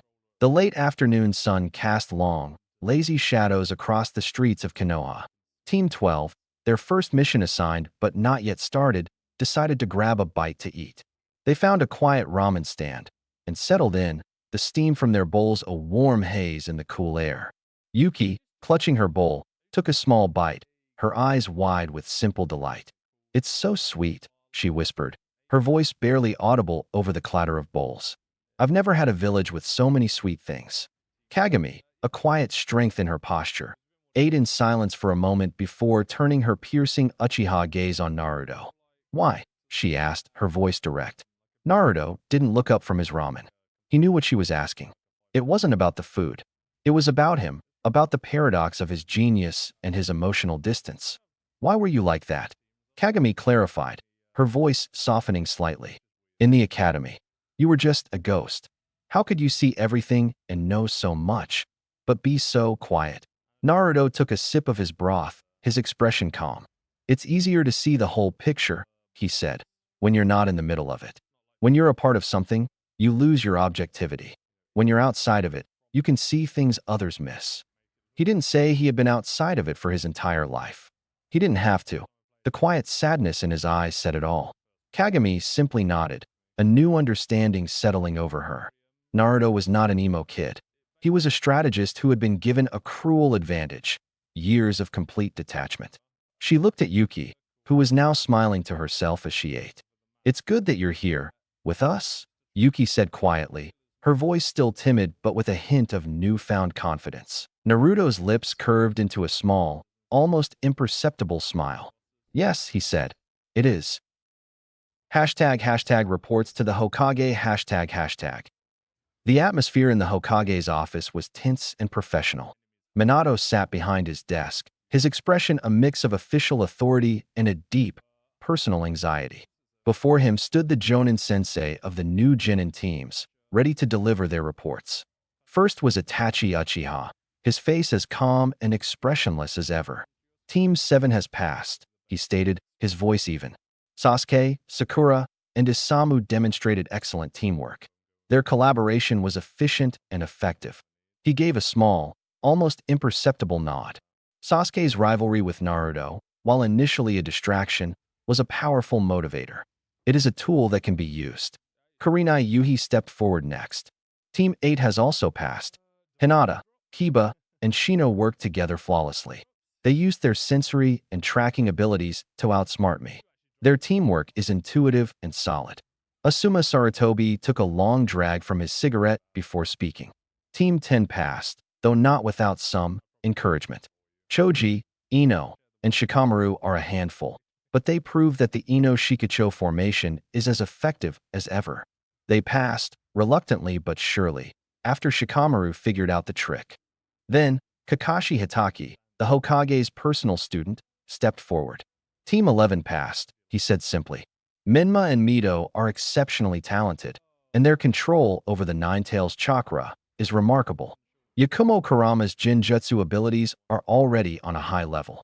However, he paused, his single eye taking on a serious expression. They relied too heavily on their individual strengths and need to learn to support each other without their inherent talents as a crutch. Minato nodded, his face solemn.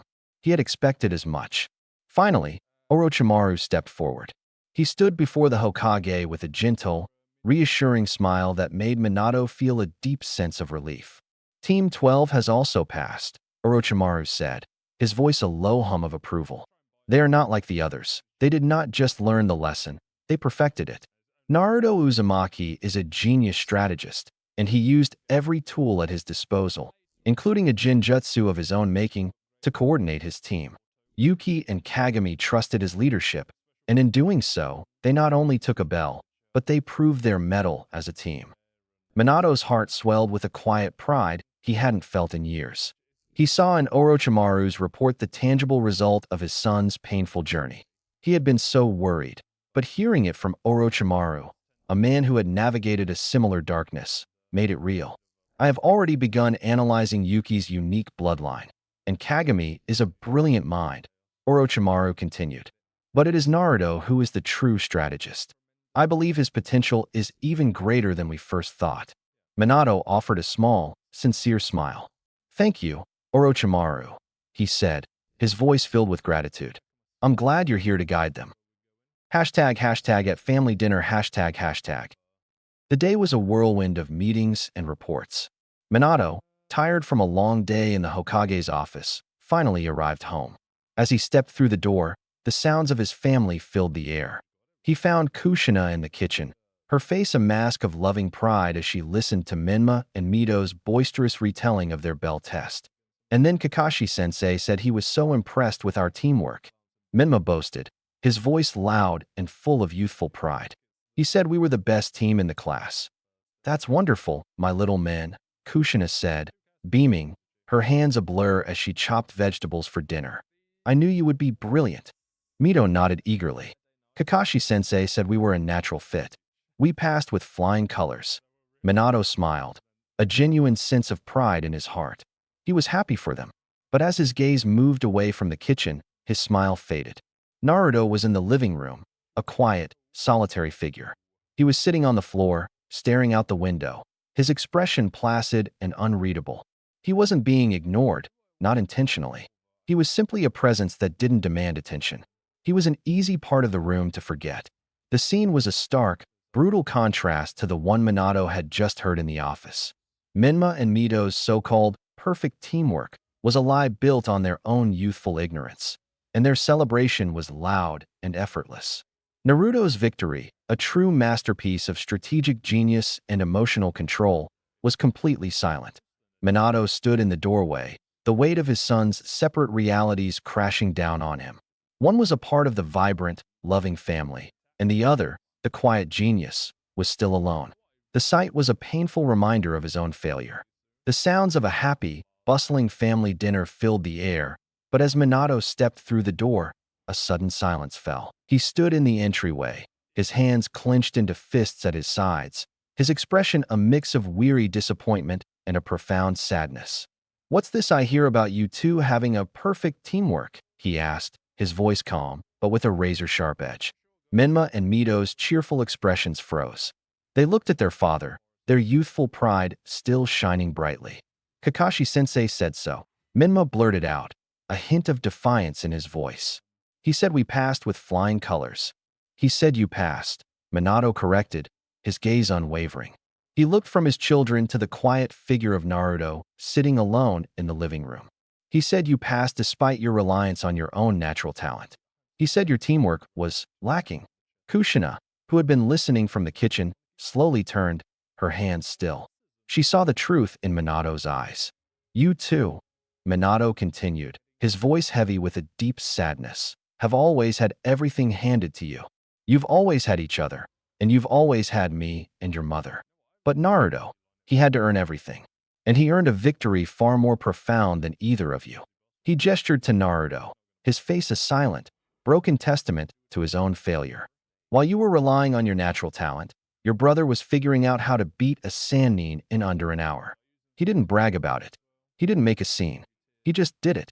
Minma and Mito stared at their father, their expressions a mix of hurt and dawning realization.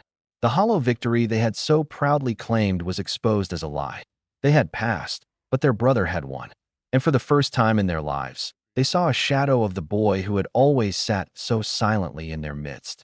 The air in the room was thick with the weight of Minato's words.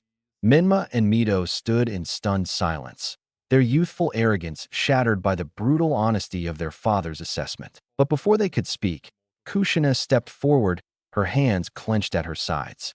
Her face, usually a canvas of warmth and affection, was now a mask of protective fury.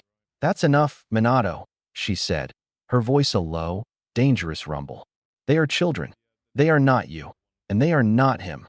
Her gaze, filled with a desperate mother's love, moved from her husband to her twin children. "You cannot hold them to the same standard as Naruto. What did you expect from them? To be tactical geniuses who can beat a Sannin on their first day? They're not like that. They're emotional. They're excitable. They're still learning. Is it a crime to be proud of them for trying?" She didn't wait for an answer. She went to her children and pulled them into a fierce, protective hug, her body acting as a shield against Minato's cold truth. "You listen to me," she whispered to them, her voice cracking with emotion. "You two are the bravest, most amazing children in the world. You worked hard, and you passed. That's all that matters. Don't you dare let anyone, not even your father, take that away from you." Naruto watched the scene unfold from the living room, his quiet facade unchanged, but his mind a jumble of new and painful information. His mother, the person he had desperately longed to connect with, had just separated him from his siblings. She had put a clear, emotional line in the sand, and he was on the other side of it. He was not like them. He was something else. He was the quiet genius who had to earn everything, while his siblings were the brave children who were worth protecting from the truth. The argument faded into a heavy silence. Minato stood, his face a mix of pain and frustration. Kushina was still clutching Minma and Mito, her protective fury a silent, physical shield. The chasm between them had never felt wider. Naruto's calm facade, which had held so steadfastly through years of loneliness and days of emotional upheaval, suddenly felt heavy. All the small, difficult steps he had taken, the apology, the attempt at friendship, the quiet opening of his heart, felt like a useless, pointless effort. He felt the familiar, crushing weight of solitude settling over him once more, a ghost in a family that had no room for him. He was a creature of logic and order, and this was an unfixable chaos. Without a word, without a glance at his family, Naruto simply stood up. His movements were fluid, his body already in the process of fading into the silent, unnoticeable phantom he had been for years.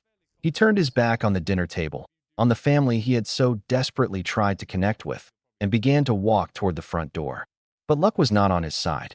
Before he could take a second step, a warm hand gently, but firmly, closed around his arm. Naruto stopped, his mind already preparing to phase out of existence. But a quiet, desperate plea stopped him. Naruto, his father's voice, thick with a profound sadness, broke through the tension.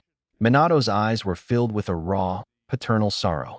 He had seen the quiet retreat, and he would not let his son vanish into the darkness.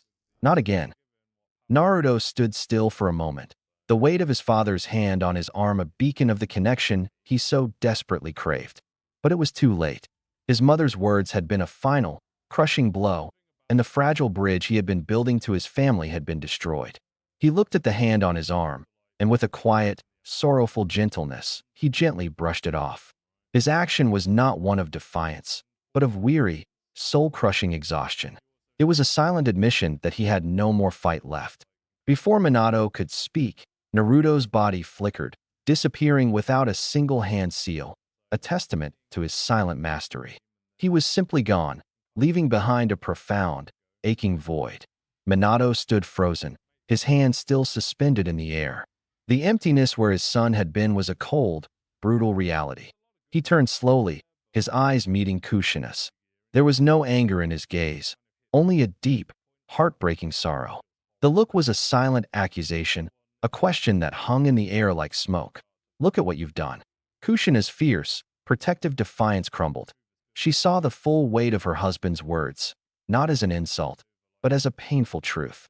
She had defended her two children, but in doing so, she had driven away the one who needed her most.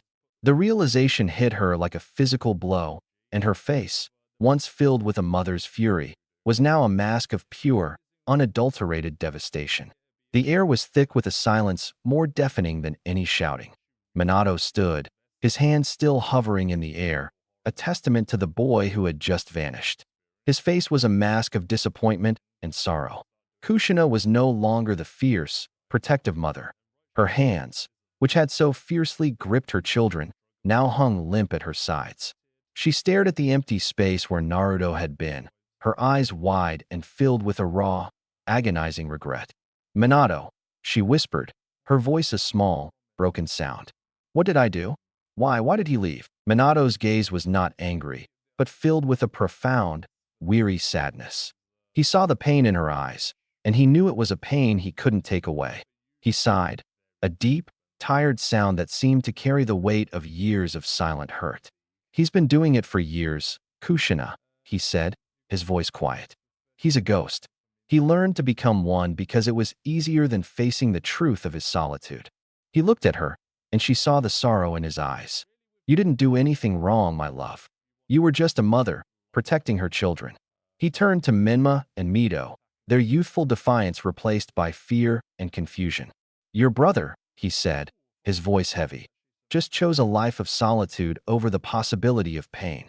And in that moment, your mother's words gave him the final push he needed to walk away."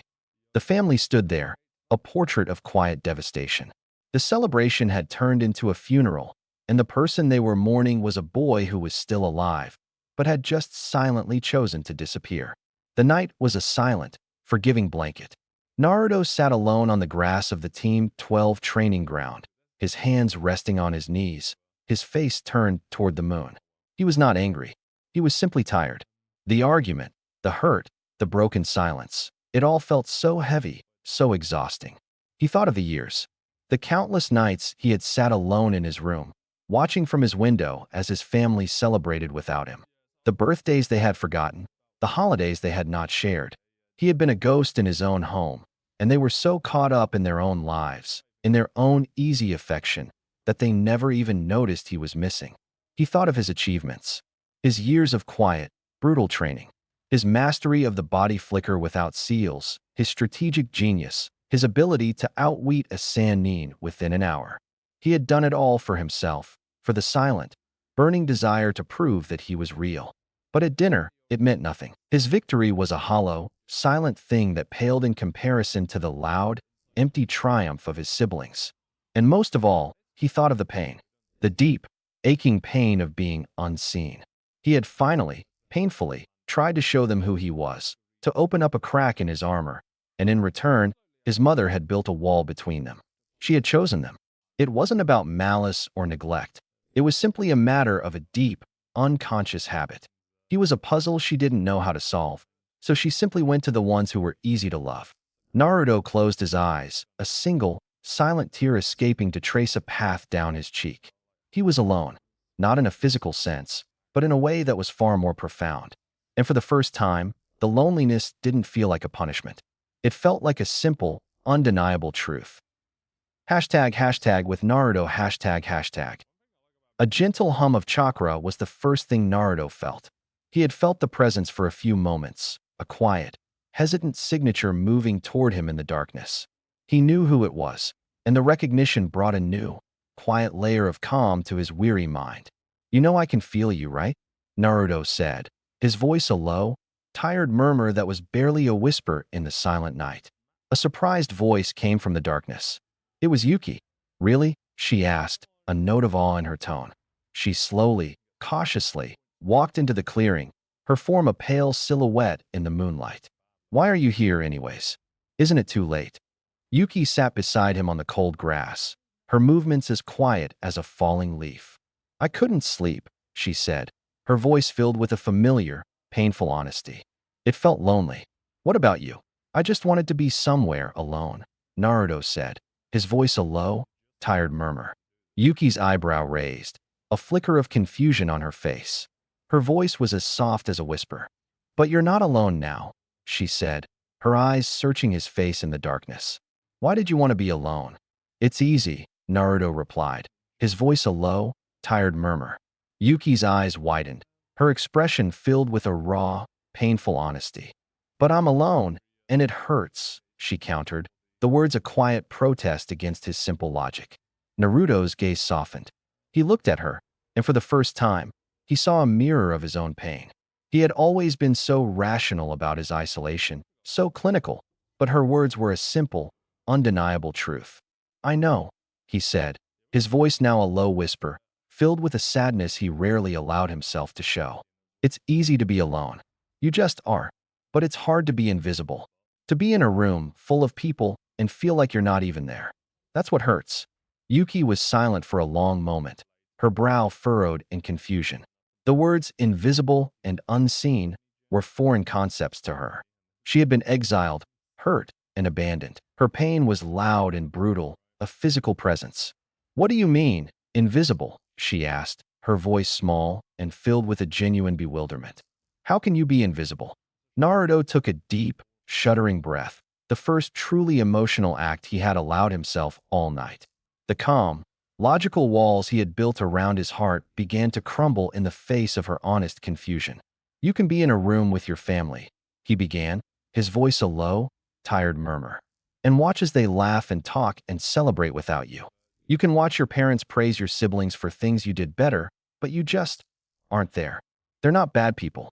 They're just too busy, too in love with their other children, to notice the one who's a ghost." He looked at her, his eyes filled with a profound, bone-weary sadness. "For a decade, I watched my life from a distance. I taught myself jutsu, I mastered my chakra, I trained in secret. I was a strategist, a master of 100 skills. And I did it all just so I could prove to myself that I was real. But even my greatest achievements were unseen by the people I needed to see me the most." His voice was devoid of anger, but filled with a crushing, emotional truth that was far more powerful. He was not a victim. He was a survivor who had mastered a new kind of silence. He was a child who had been a ghost in his own home. And for the first time in his life, he had told his story to a person who could understand. The last echo of Naruto's story faded into the quiet night. The air was thick with the weight of his words, a raw testament to a pain she had never expected to hear from him. Yuki stared at her hands, her mind replaying his words. She had been a refugee, but she had never been a ghost. She had been left behind, but not forgotten. And yet, she understood. The feeling of being different, of being seen as something strange and unsettling, was a language she knew all too well. I, I wasn't forgotten, she began, her voice a small, trembling whisper. People looked at me. They just looked at me differently. My Kekiai Genkai, my ice release, it was seen as a curse. My village, my family, they were scared of it. They were scared of me. Her voice became a small, sad hum, like the wind through the tall grass. When the fighting came, they just left me behind. They didn't do it out of anger. They did it out of fear. I was a child with a monster inside me, and they just wanted to get away from it. A tear slipped from her eye, a quiet, silvery line on her cheek. I was alone, and I thought I would die alone. But then, Orochimaru-sensei found me. He didn't see a monster. He saw a frightened child. He took me in, and he brought me here. He gave me a home and helped me become a shinobi of the leaf. She looked at Naruto, her eyes filled with a new, quiet strength. He told me that my power wasn't a curse. It was a gift, and he taught me that I was a person, not just a weapon. He taught me to be seen. Naruto simply listened, his expression a quiet, empathetic mask. He understood. He had lived a life of invisibility, and she had lived a life of being seen for all the wrong reasons. In that quiet, secluded training ground, two lonely souls, each with a broken past, had finally found a home in each other's understanding. Naruto watched her, his expression a calm mask that hid a vulnerability she had never seen before. After a long, quiet moment, he spoke, his voice so soft it was almost lost to the night. "You wanted a family, didn't you?" he asked, a hint of hesitation in his tone. "Can I have a place in it?" Yuki's breath hitched. The words were simple, but they carried a weight she had never known. A deep blush crept up her cheeks, and her timid nature, her shyness, took over completely. The words she so desperately wanted to say were caught in her throat. She couldn't speak, but her head began to move, a quick, frantic series of nods that spoke louder than any words. It was a silent, powerful yes. Over the next few weeks, Team 12 settled into the familiar, often tedious, rhythm of a Genin's life. Their days were a blur of D-rank missions, chasing lost cats, pulling weeds from a grumpy old woman's garden, and painting fences. These missions, though mundane, were a testament to their budding teamwork. Kagami's keen eyes and strategic mind, Yuki's quiet efficiency, and Naruto's leadership made even the most boring tasks feel organized and quick. They were a well-oiled machine, their movements synchronized and their communication a seamless, wordless flow. After their missions, their days ended in their secluded training ground near the Valley of the End. Under the quiet guidance of their genius teammate, they trained with a renewed purpose. Kagami, initially humbled by the reveal of Naruto's Sharingan, now trained with a fierce determination. She would spar with him, her one-tomo Sharingan struggling to keep up with the effortless precision of his. Naruto, in turn, would calmly point out her flaws, his voice never condescending, his movements a perfect, silent lecture. She was learning to rely on her own intuition and speed, not just her eyes. Yuki, too, blossomed under his care. Her ice release, once erratic and fueled by her anxiety, became a thing of quiet, devastating beauty. Naruto taught her to find a center of calm, to let the chakra flow like a gentle stream instead of a raging river. She would watch him, her timid and shy nature slowly giving way to a profound sense of trust. In the quiet moments after a long day of training, as they sat under the setting sun, she would find her eyes lingering on him, her heart skipping a beat as he'd turn to offer her a bottle of water. The feelings were slow, subtle, but as undeniable as the warmth of the sun on her face. As the weeks passed, Team 12 became a true unit. Their friendship, forged in loneliness and sealed in shared vulnerability, was a thing of silent strength. They were no longer just a group of 3 kids on a team. They were a quiet, powerful family. #hashtag Land of Waves #hashtag. The Hokage's office was a place of quiet authority, but today, it was filled with the low hum of anticipation. Minato sat at his desk, his expression a mix of paternal concern and official determination. Before him stood 2 teams that, despite their shared village, felt worlds apart. Team 11 stood with an almost palpable confidence. Minma and Mito, their faces a mirror of their father's own youthful cockiness, looked ready for a real challenge. Their teammate, Yakumo Kurama, held a quiet, watchful demeanor, her hands folded neatly at her sides. Kakashi, their sensei, stood beside them, his signature bored expression hiding a sharp, calculating mind. Opposite them stood Team 12. They were a study in silent competence. Naruto, Kagami, and Yuki were a quiet, cohesive unit, their movements subtle, their eyes constantly observing.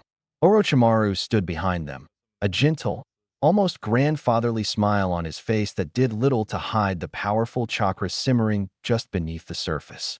I have decided that you two teams will be collaborating on this mission, Minato announced, his voice carrying the weight of the Hokage. This is not a simple escort. I foresee potential for conflict. This mission will test your ability to work with other shinobi, not just within your own team. Minma and Mito exchanged a cocky grin. Leave it to us, Dad, Minma said, his voice full of bravado. We'll show them how it's done. Team 12 remained silent. They knew better than to brag. The client an hour later, at the village gates, the two teams met their client, an old man with a straw hat and a half-empty bottle of sake clutched in his hand. Humph, the man grunted, his eyes bloodshot and his words slurred. Just a bunch of snot-nosed brats. The name's Tazuna. You're going to be escorting me to the land of waves. Don't cause me any trouble. Minma and Mito immediately began to complain, their voices loud and full of indignation. A mission like this is an insult. We're Hokage's children, not bodyguards for some old drunk. Naruto simply watched, his face impassive. He glanced at his siblings and then at his teammates, a silent understanding passing between them. They knew this was more than a C-rank mission, and they knew they had to be the ones to handle the real threats. You too, Naruto said, his voice a low, calm whisper that cut through the noise. This isn't a show. It's a mission. The client's behavior is irrelevant. Our objective is to get him to his destination. Nothing more. The two teams, their dynamics already in full display, began their journey. Tazuna, still grumbling about the lack of respect, shuffled along, followed by the two teams. Minma and Mito walked ahead, their loud chatter a constant presence, while Team 12, as usual, walked in silence behind them. Naruto's eyes, a calm, unwavering blue, swept over the terrain. His gaze, however, lingered for a moment on a small puddle in the middle of the road. A puddle where there should have been none. There hasn't been any rain in days, and a puddle of that size would have long since dried. It was a simple observation, a flaw in a meticulously planned ambush. Without a word, without a change in his placid expression, Naruto reached for a kunai. With a flick of his wrist, he attached a small explosive tag to the handle. The movement was fluid, effortless, and entirely unnoticed by everyone but his own team. He threw the kunai, not at the puddle itself, but just above it. The small blade spun through the air, its trajectory perfect. The explosive tag detached and landed with a quiet splash. A second later, a brilliant flash of light and a thunderous bang ripped through the serene forest. The puddle exploded, sending up a cloud of water, dirt, and shredded flesh. Two figures were revealed, their linked chain-link weapon now severed by the blast.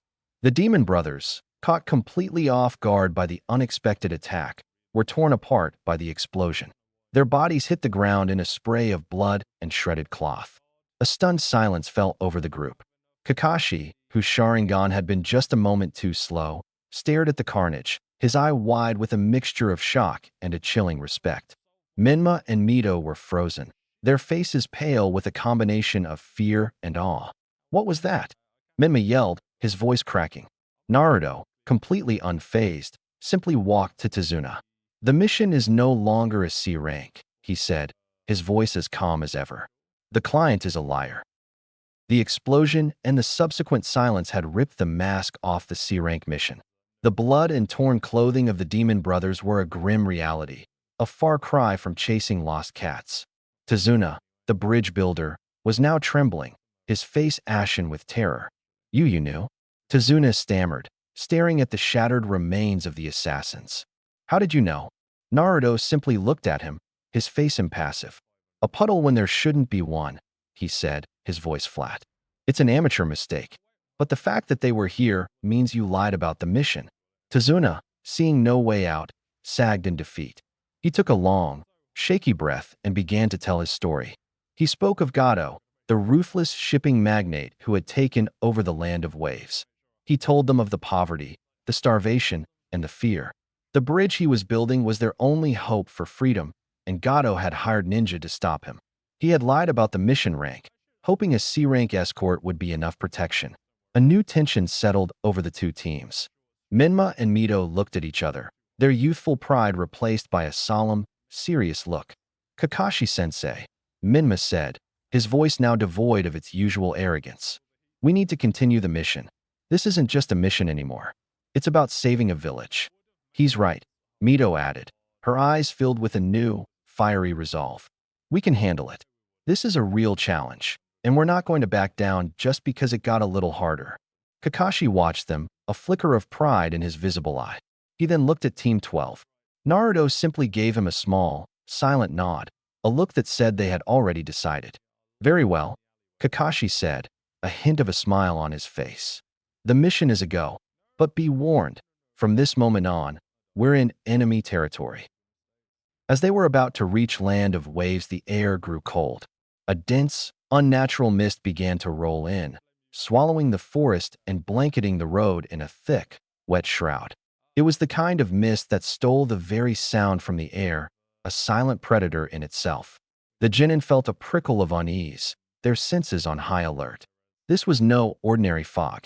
Suddenly, a massive sword appeared from the mist, an unseen hand directing it with lethal precision.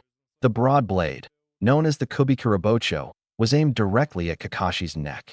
The attack was so fast and so silent that it was as if the sword itself had willed its way out of the void.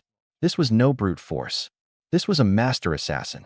At the same time, another figure emerged from the mist. A shinobi with pale skin and a confident smirk, wielding the hiramakiri, a wide, cleaver-like blade that seemed to hum with chakra. He didn't go for the genin or the client. He went for the sensei he knew was the true obstacle. So, you're the one they call the legendary Sannin, Mangetsu Hozuki said, his voice laced with a cold amusement. Let's see if you're as good with a blade as the rumors say. He lunged, a flurry of precise and elegant strikes, the hiramakiri a blur of deadly motion. Kakashi's Sharingan flared to life, his eye widening as he dodged the massive blade by a hair's breadth. He saw the killer behind it, Zabuza Momochi, a legend cloaked in mist. He barely had time to react before he was forced onto the defensive. Meanwhile, Orochimaru met Mangetsu's attack with a chilling, fluid grace. He drew his own blade, the Kusanagi sword, and a symphony of clashing steel filled the mist. The two legends, a master of blades and a master of all jutsu, were now engaged in a match of pure, unadulterated kenjutsu. The genin were left alone, caught in the eye of a storm. Tazuna, terrified, cowered. Minma and Mito, shocked into a brief, terrified silence, finally snapped into action, moving to protect him. Naruto's team, however, didn't hesitate. They had been trained for this. In one fluid motion, they formed a triangle around the bridge builder, their eyes scanning the mist for any unseen threat. The true test of their teamwork had just begun. The mist swirled, a chilling shroud that obscured all but the immediate vicinity.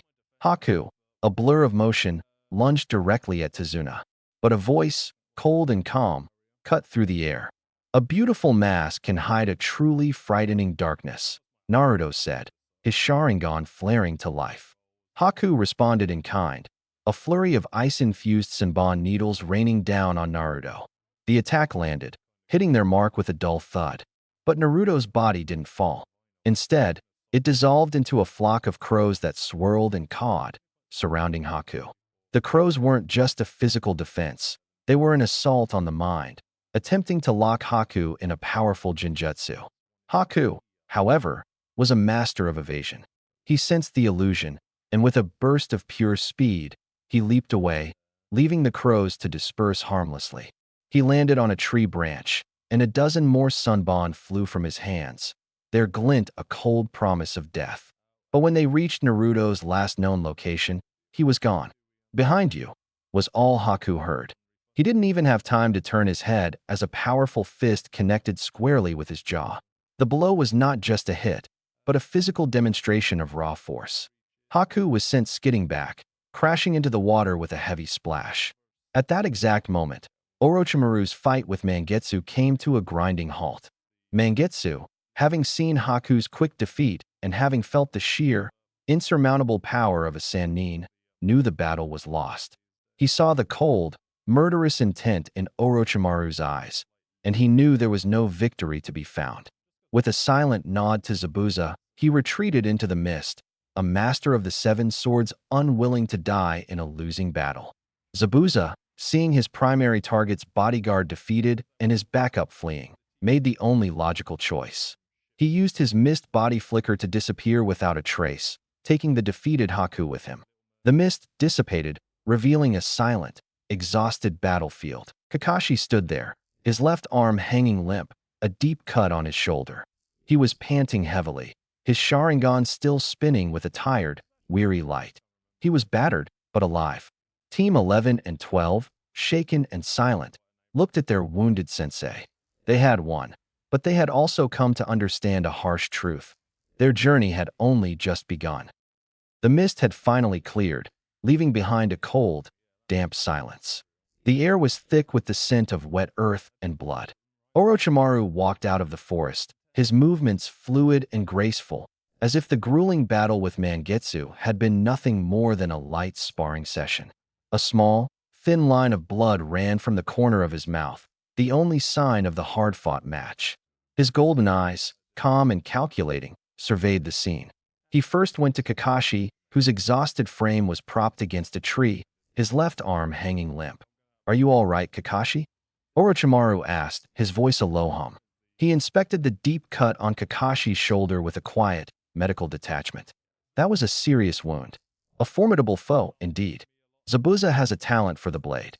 Kakashi, still panting, simply nodded. He's good, but he's nothing compared to Mangetsu. Orochimaru gave a small, knowing smile. He then turned his attention to the rest of the genin, his gaze sweeping over each of them. "Are all of you unharmed?" he asked, his voice carrying an uncharacteristic note of concern. "Did anyone suffer any injuries? Do not lie. The sooner we treat them, the better." His eyes then landed on Naruto, who stood apart from the rest, his hands in his pockets. Orochimaru's face held a quiet, satisfied look. "Naruto-kun," he said. The rest of the teams looked on, a mix of awe and trepidation in their eyes. They had just seen a Sannin and a copy ninja battle with legends, but it was their quiet, mysterious teammate who held the true fascination of their sensei. Naruto's calm voice was the first to break the silence. "Haku is an ice release user," he said, as if commenting on the weather. "When they return, that will be a problem. We need to be prepared."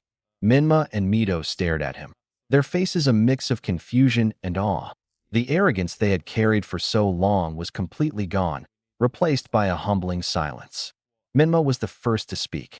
"How did you know?" he asked, his voice low. "How did you know to do that?" Naruto turned to him, his expression placid. Mito looked at him, her eyes wide. What was that jutsu? The one you used to disappear? I've never seen anything like it." Naruto's gaze was direct. "It's called a body flicker technique. It's just a movement jutsu." Their conversation was interrupted by another voice. Yakumo Kurama, her expression thoughtful, approached Yuki. "He's a strange one," Yakumo said, her voice a quiet murmur. "He's so calm. He fights without any emotion, like he's just solving a problem. Do you know why he's like that?" Yuki looked from Naruto to Yakumo, her heart a tangled mix of protectiveness and pride. She couldn't tell Yakumo the whole story, but she could offer a glimpse. "He's a lot like you and me, I think," Yuki said quietly. "He's just seen too many bad things to be angry about it anymore. He's learned to be strong on his own." Naruto turned his head toward the still-shaken Tazuna. His expression was calm, his voice as steady as a stone in a stream. "Is your home close?" Naruto asked, his question a simple, pragmatic command. "Kakashi-sensei needs to rest." Tazuna's eyes, wide with a mixture of terror and disbelief, stared at the young boy. This was not a snot-nosed genin. This was a leader, a general in a child's body. He nodded frantically, his words catching in his throat.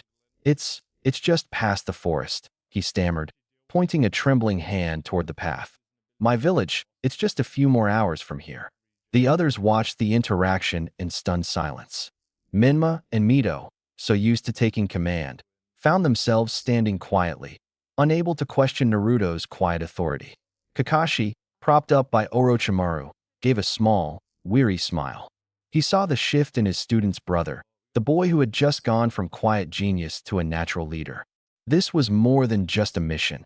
It was a testament to the growth of a future legend. The remainder of the journey was silent, a long and somber march through the dense forest. The weight of the recent battle hung over them, a quiet testament to the true nature of their mission.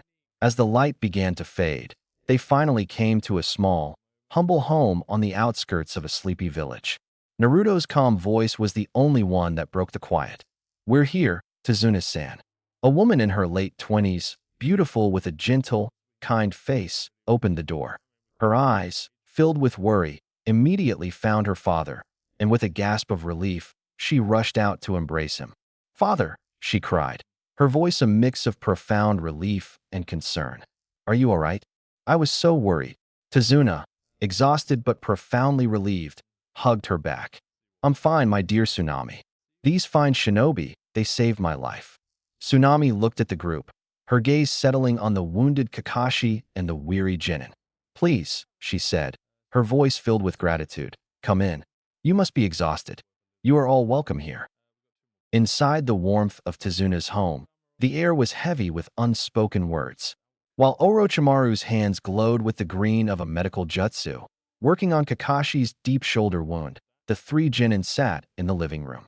The small space, with its simple furniture and soft light, was a world away from the cold, violent mist. Minma and Mito, their usual boisterous energy replaced by a heavy silence, stared at the floor. The arrogance that had fueled them for so long had been shattered by a master of the blade, and by their brother's effortless defense. Finally, Minma took a deep, shaky breath and looked at Naruto. "Naruto," he began, his voice small and unfamiliar. I'm sorry. We were so wrong. We were so busy being proud of ourselves we didn't see you."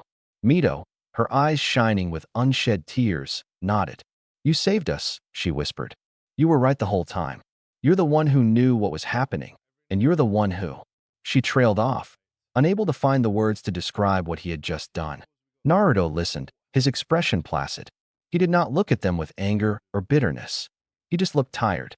After a long moment, he finally spoke, his voice calm and even. "I just did what was necessary," he said simply. "It was the most efficient way to deal with the problem. You were caught off guard. You'll learn to be more observant. That's all." The words were not cruel, but they were not forgiving either. It was a simple, logical acknowledgement of the situation. Their apology was accepted, but the years of silent pain could not be erased in a single moment. It was a new beginning, not a clean slate. The air in the room was heavy with Orochimaru's chilling prediction. The Jinin, who had just survived their first true confrontation, now faced the daunting reality that a much harder battle was on the horizon. Naruto's calm voice cut through the silence. "They'll be back," he said, his eyes scanning the faces of the other Jinin. "And when they do, you need to be ready." He turned to his siblings, his gaze unwavering. "You can't face Haku," he stated simply, his words direct and without malice. He then looked at Yakumo, then at his own teammates, Kagami and Yuki. "You all need to train. The battle in the mist, that was just the beginning." Naruto's calm voice breaks the heavy silence. He turns to his siblings and Yakumo. "Zabuza and Mangetsu didn't have the strength to finish off Kakashi-sensei or Orochimaru-sensei. That's why they separated them from us and gave Haku a chance to kill Tazuna." He looks at them, his eyes unwavering. "Next time, I'll be a target too. They saw that I was able to defend against Haku. This means they'll try to separate me from you. They'll know that if they can take me out, the rest of you will be easy." Naruto's words hang in the air, a cold, calculated truth. He looks at Kagami and Yuki. "This time, you'll be on your own. It's time for you to face a real threat. It's time for you to learn to rely on each other." His siblings and teammates are silent, absorbing the weight of his words. They've just been given their marching orders. The training has a new, life-or-death purpose. The mission has truly begun. Naruto looked at them, his eyes unwavering.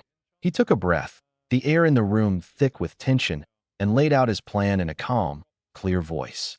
I have a plan, but you all need to listen carefully, he began, his voice commanding a silent respect they couldn't ignore. He pointed a finger at Yuki. Yuki will stay here and protect Tsunami-san. Her ice release will be a formidable defense. Then, he gestured to Kagami and Yakumo. Kagami and Yakumo will protect Tazuna-san. You both have a talent for observation that will be vital in defending him from any ambush. He then looked at the two most powerful figures in the room. I'll assist Kakashi-sensei against Zabuza, and Orochimaru-sensei will fight Mangetsu. Finally, he turned to his siblings, his gaze intense. That leaves Menma and Mito to fight Haku. You two can use the Ninetales chakra to fight him. A stunned silence fell over the room. His plan was a masterpiece of strategy, a flawless and ruthless distribution of resources. It was a testament to his tactical genius, but it was also a heavy burden to place on his siblings. He was giving them a difficult, life-or-death mission, a true test of their abilities. The day was a frigid, misty canvas of white and gray. The air on the bridge was cold, and the wind, laced with the scent of salt and sea, whipped at their faces. Everyone was in position, their roles a silent, tactical prayer. Yuki, her face a mask of calm determination, remained behind at Tazuna's home, her ice release at the ready. Kagami and Yakumo stood on the bridge, a silent, watchful pair on either side of Tazuna. They were a unified force, their Sharingan active and ready for any threat. The fight began with a flash of steel. Mangetsu, wielding the Hiramakiri, was a fluid storm of water and steel as he clashed with Orochimaru. The two masters of Kenjutsu were a blur of motion, a symphony of deadly strikes that kept the Sannin completely occupied. Orochimaru's movements, graceful and lethal, were a perfect counter to Mangetsu's erratic, water-based style. On the other side of the bridge, Zabuza materialized from the mist, his Kubikirabocho humming with chakra. He was a force of nature, a killer whose speed and power were a terror to behold. But this time, he was not fighting alone Kakashi. Naruto was by the copy ninja's side, a silent, deadly partner. Naruto's Sharingan was a perfect complement to Kakashi's, their movements synchronized and their strategy flawless. Naruto used his jutsu to create openings, while Kakashi used his Sharingan to exploit them. They were an unstoppable team, pushing Zabuza back with every strike. The true battle, however, was happening in a silent, misty corner of the bridge. Haku, a blur of motion, appeared before Menma and Mito. His movements were too fast for them, his Sunban a relentless rain of death. They were on the defensive, their every move a desperate attempt to stay alive. They were outmatched, their skills and speed no match for the assassins. We can't hit him. Mito gasped, her voice filled with panic. Menma, his face pale, dodged a flurry of needles. What do we do? In that moment of desperation, as Haku moved in for the killing blow, a silent, chilling truth settled over them. They were on their own. They had to fight with everything they had. They had to use the power they had been told to keep hidden. Naruto said to use it. Menma yelled, and with a shared, desperate cry, they both tapped into the dormant power within them. A torrent of red, malevolent chakra erupted from their bodies, swirling around them like a demonic cloak. Their eyes turned a crimson red, and the air around them became thick and heavy. The ground began to crack, and the water around them churned. The power of the Ninetales was now theirs to wield, and their final battle had just begun. The red chakra surged around Menma and Mito, their eyes glowing a demonic crimson. The sheer force of the Ninetales was an overwhelming reality, a power they had only ever been told about. Their fear was gone, replaced by a primal fury. They moved with a speed and ferocity that shocked even Haku. He was a master of his craft, but he was still human. He dodged and weaved, but he could not escape the raw, explosive force of the chakra. With a final, desperate cry, the two of them landed a synchronized, powerful blow, sending Haku crashing into the ground, defeated. Meanwhile, a different kind of fight was unfolding between Naruto, Kakashi, and Zabuza. Naruto, his Sharingan spinning, was a whirlwind of calculated chaos. He used a powerful, advanced Jinjutsu, weaving illusions of his clones appearing from all directions. Zabuza, a master of battle, was a legend for a reason. He cut down every clone that came at him, but he was using precious energy. Naruto's plan, however, was in motion. Zabuza, his focus on the false targets, was unprepared for what came next. Naruto, a blur of motion, used the body flicker technique to get into position. "Now, Kakashi!" Naruto yelled. Zabuza turned just in time to see Kakashi, his hand crackling with the blue-white energy of the Chidori. The attack was a perfect, precise strike aimed at Zabuza's heart. The blow was powerful, and Zabuza fell to his knees, defeated. The mist began to clear, revealing the aftermath of the battle. The air was silent, the roar of the chakra now a faint hum. Menma and Mito were panting, exhausted but victorious. Naruto stood beside Kakashi, his expression calm and composed, but his body was weary from the exertion. They had faced legends, and they had won.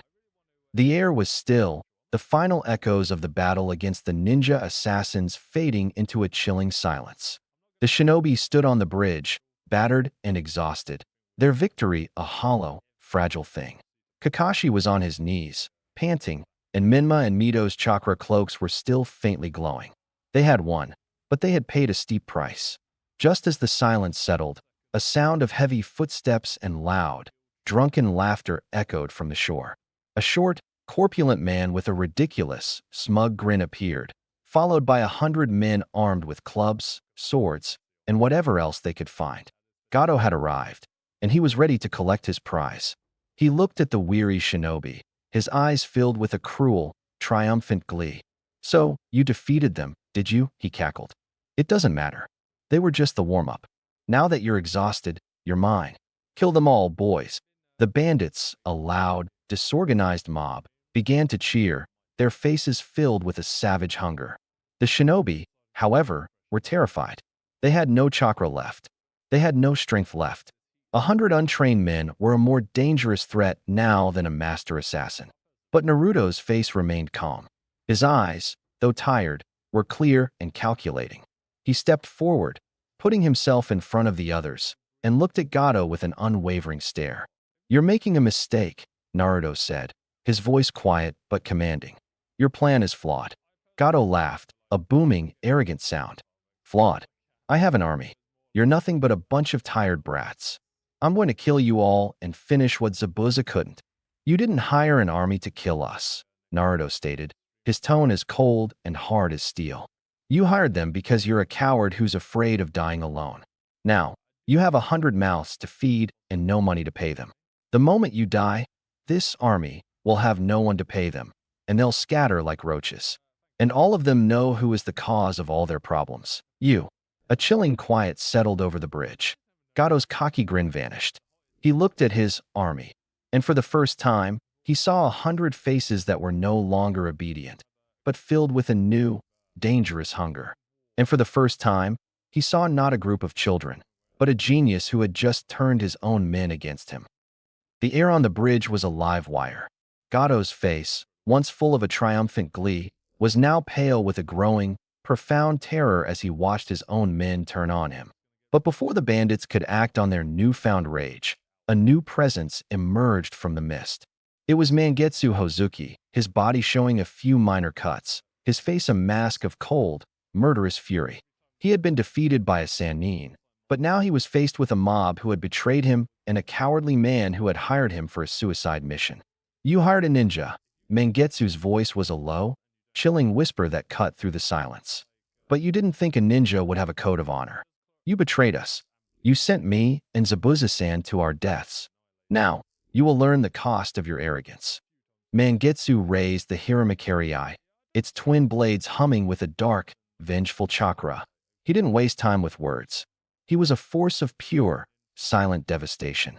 He moved through the crowd of bandits with a fluid, terrifying grace, his blades a blur of motion. The untrained men, armed with nothing but crude weapons and drunken courage, were no match for a master of the 7 swords. The massacre was swift and brutal, a grim and chilling lesson in the difference between a shinobi and a common thug. Finally, Mangetsu stood before Gato, his eyes filled with a terrifying, cold fury. Gato, paralyzed with fear, could only scream as Mangetsu's blade came down, ending the war for the land of waves once and for all. Mangetsu Hozuki stood over the bloody remains of Gato, the Hiramakiri held at his side. He had a moment of silent contemplation, then he moved. He ignored the cowering villagers and the stunned Konoha shinobi, his only focus now on a matter of honor. He walked to where Zabuza and Haku had fallen, and with a quiet, solemn grace, he gathered their bodies. He would not leave his fellow swordsmen to be desecrated. He would not leave them to rot in a foreign land. With a final, silent nod to the exhausted group on the bridge, he turned and disappeared into the mist, a shadow, leaving with a heavy, final cargo. The silence that followed was a profound and absolute thing. The mist began to clear, revealing a blood-soaked bridge and the silent, stunned faces of the villagers. The shinobi stood, their bodies weary, their hearts heavy. They had won. The bridge was now free. But they had learned that victory in the shinobi world was a messy, brutal, and often lonely thing. After a day of much-needed rest, the two teams, weary but triumphant, began their journey back to Konoha. The mood on the road was quiet, a stark contrast to the initial, boisterous trip. There was a newfound respect and a shared understanding among them, a bond forged in the crucible of a life-or-death mission. Upon their arrival, they were immediately summoned to the Hokage's office. Minato sat at his desk, his face a mask of worry and concern, with Kushina standing anxiously beside him. Kakashi and Orochimaru stood before them, their postures professional and their expressions somber. It was Kakashi who spoke first, giving a detailed, methodical report of the mission. He didn't hide anything. The initial ambush, his being outmatched by Zabuza, and the shocking revelation of the mission's true rank. The mission was far more than a C rank, Kakashi explained, his single eye unwavering. It was a high A rank. Zabuza Momochi and another swordsman, Mangetsu Hozuki, were our opponents. He then had to report on the actions of the genin.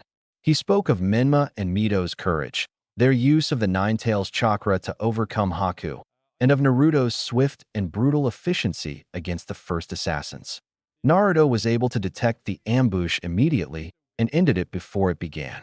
Orochimaru stepped forward, his words more of a philosophical analysis than a report. The genin performed remarkably, he said, his voice a low hum of satisfaction. They did not just complete the mission, they mastered it. They learned to rely on their own skills and each other, not just on us. They have grown beyond what we could teach them. Naruto, in particular, displayed an unparalleled strategic mind. He saw every threat and every opportunity. He is a natural leader. Minato and Kushina listened in stunned silence. Their two children had used the Nine-Tails power, a terrifying thought in itself. But it was Naruto's name, mentioned with such profound respect, that truly shocked them. He wasn't just a genin on the team. He was its quiet, brilliant leader. He had faced down danger and emerged with a new, terrifying strength. A tense silence filled the Hokage's office after the full report was given. Minato's mind was a whirlwind of concern, but also a growing sense of pride. He looked at the two sensei, who stood before him, awaiting his decision. It was Orochimaru who broke the silence, his voice a low, confident hum. Minato-san, I would like to formally recommend Team 12 for the Chunin exams. The statement, so bold and unexpected, caused Minato to look up sharply. Orochimaru continued, his golden eyes unwavering. Their performance in the land of waves proved they are ready. They are no longer genin. They have the skills, the tactical minds, and the teamwork of Chunin, if not better. It is the next logical step in their development. Kakashi, after a beat of his own silence, nodded in agreement. I concur with Orochimaru-sensei's assessment. I would also like to formally recommend Team 11 for the exams. They faced a trial they were not prepared for, and it has humbled them. It was a baptism by fire that has forged them into a true team. They have earned the right to test their skills and grow. Minato looked from Kakashi's confident face to Orochimaru's calm, serene expression. He could see in their eyes that this was not a whim. This was a calculated, deliberate decision based on the immense growth they had witnessed. Very well, Minato said, his voice carrying the weight of his office and his fatherly concern. The request is accepted. The teams will be entered into the Chunin exams. A collective gasp of both shock and pride escaped from Kushina. She was thrilled for her children, but also terrified for all of them. The road ahead was about to get a lot more dangerous, and there was no turning back. Later that day at family dinner, the dinner table was a familiar scene of warmth and life. Steam rose from a large bowl of ramen, and the usual chatter filled the air. Minma and Mito were telling a loud, proud story about their use of the Nine-Tails chakra, their voices filled with a new, sobered reverence for the power. Minato listened with a quiet, paternal pride. But Kushina's eyes were not on them. Her gaze was fixed on Naruto, who sat on the other side of the table, eating his ramen with a calm, methodical grace. He didn't interrupt, didn't boast. He just ate, his presence a quiet, placid island in the sea of family chaos. She wanted to ask. More than anything, she wanted to look at him and ask, what was it like? Facing Zabuza? Did you feel fear? Did it hurt? She wanted to be the mother she should have been, to offer him a gentle hand and a comforting word. But the words wouldn't come. She saw the quiet strength in his eyes, the subtle scars of a life lived in the shadows. He didn't look like a boy who needed a mother's comfort. He looked like a veteran who had fought a war alone. Her throat went dry, the question a heavy lump that she couldn't swallow. She had spent a decade seeing a son who wasn't there, and now that he was, she had no idea how to talk to him. The years of neglect had built a wall between them, and in that moment, she was terrified of what would happen if she tried to tear it down. Is something wrong? Naruto asked, his voice soft, the question simple and without judgment. Kushina's composure shattered completely. She looked at him, at the quiet boy who had just asked a question filled with a simple, genuine concern. The tears she had been holding back for years now flowed freely, a silent torrent of pain and regret.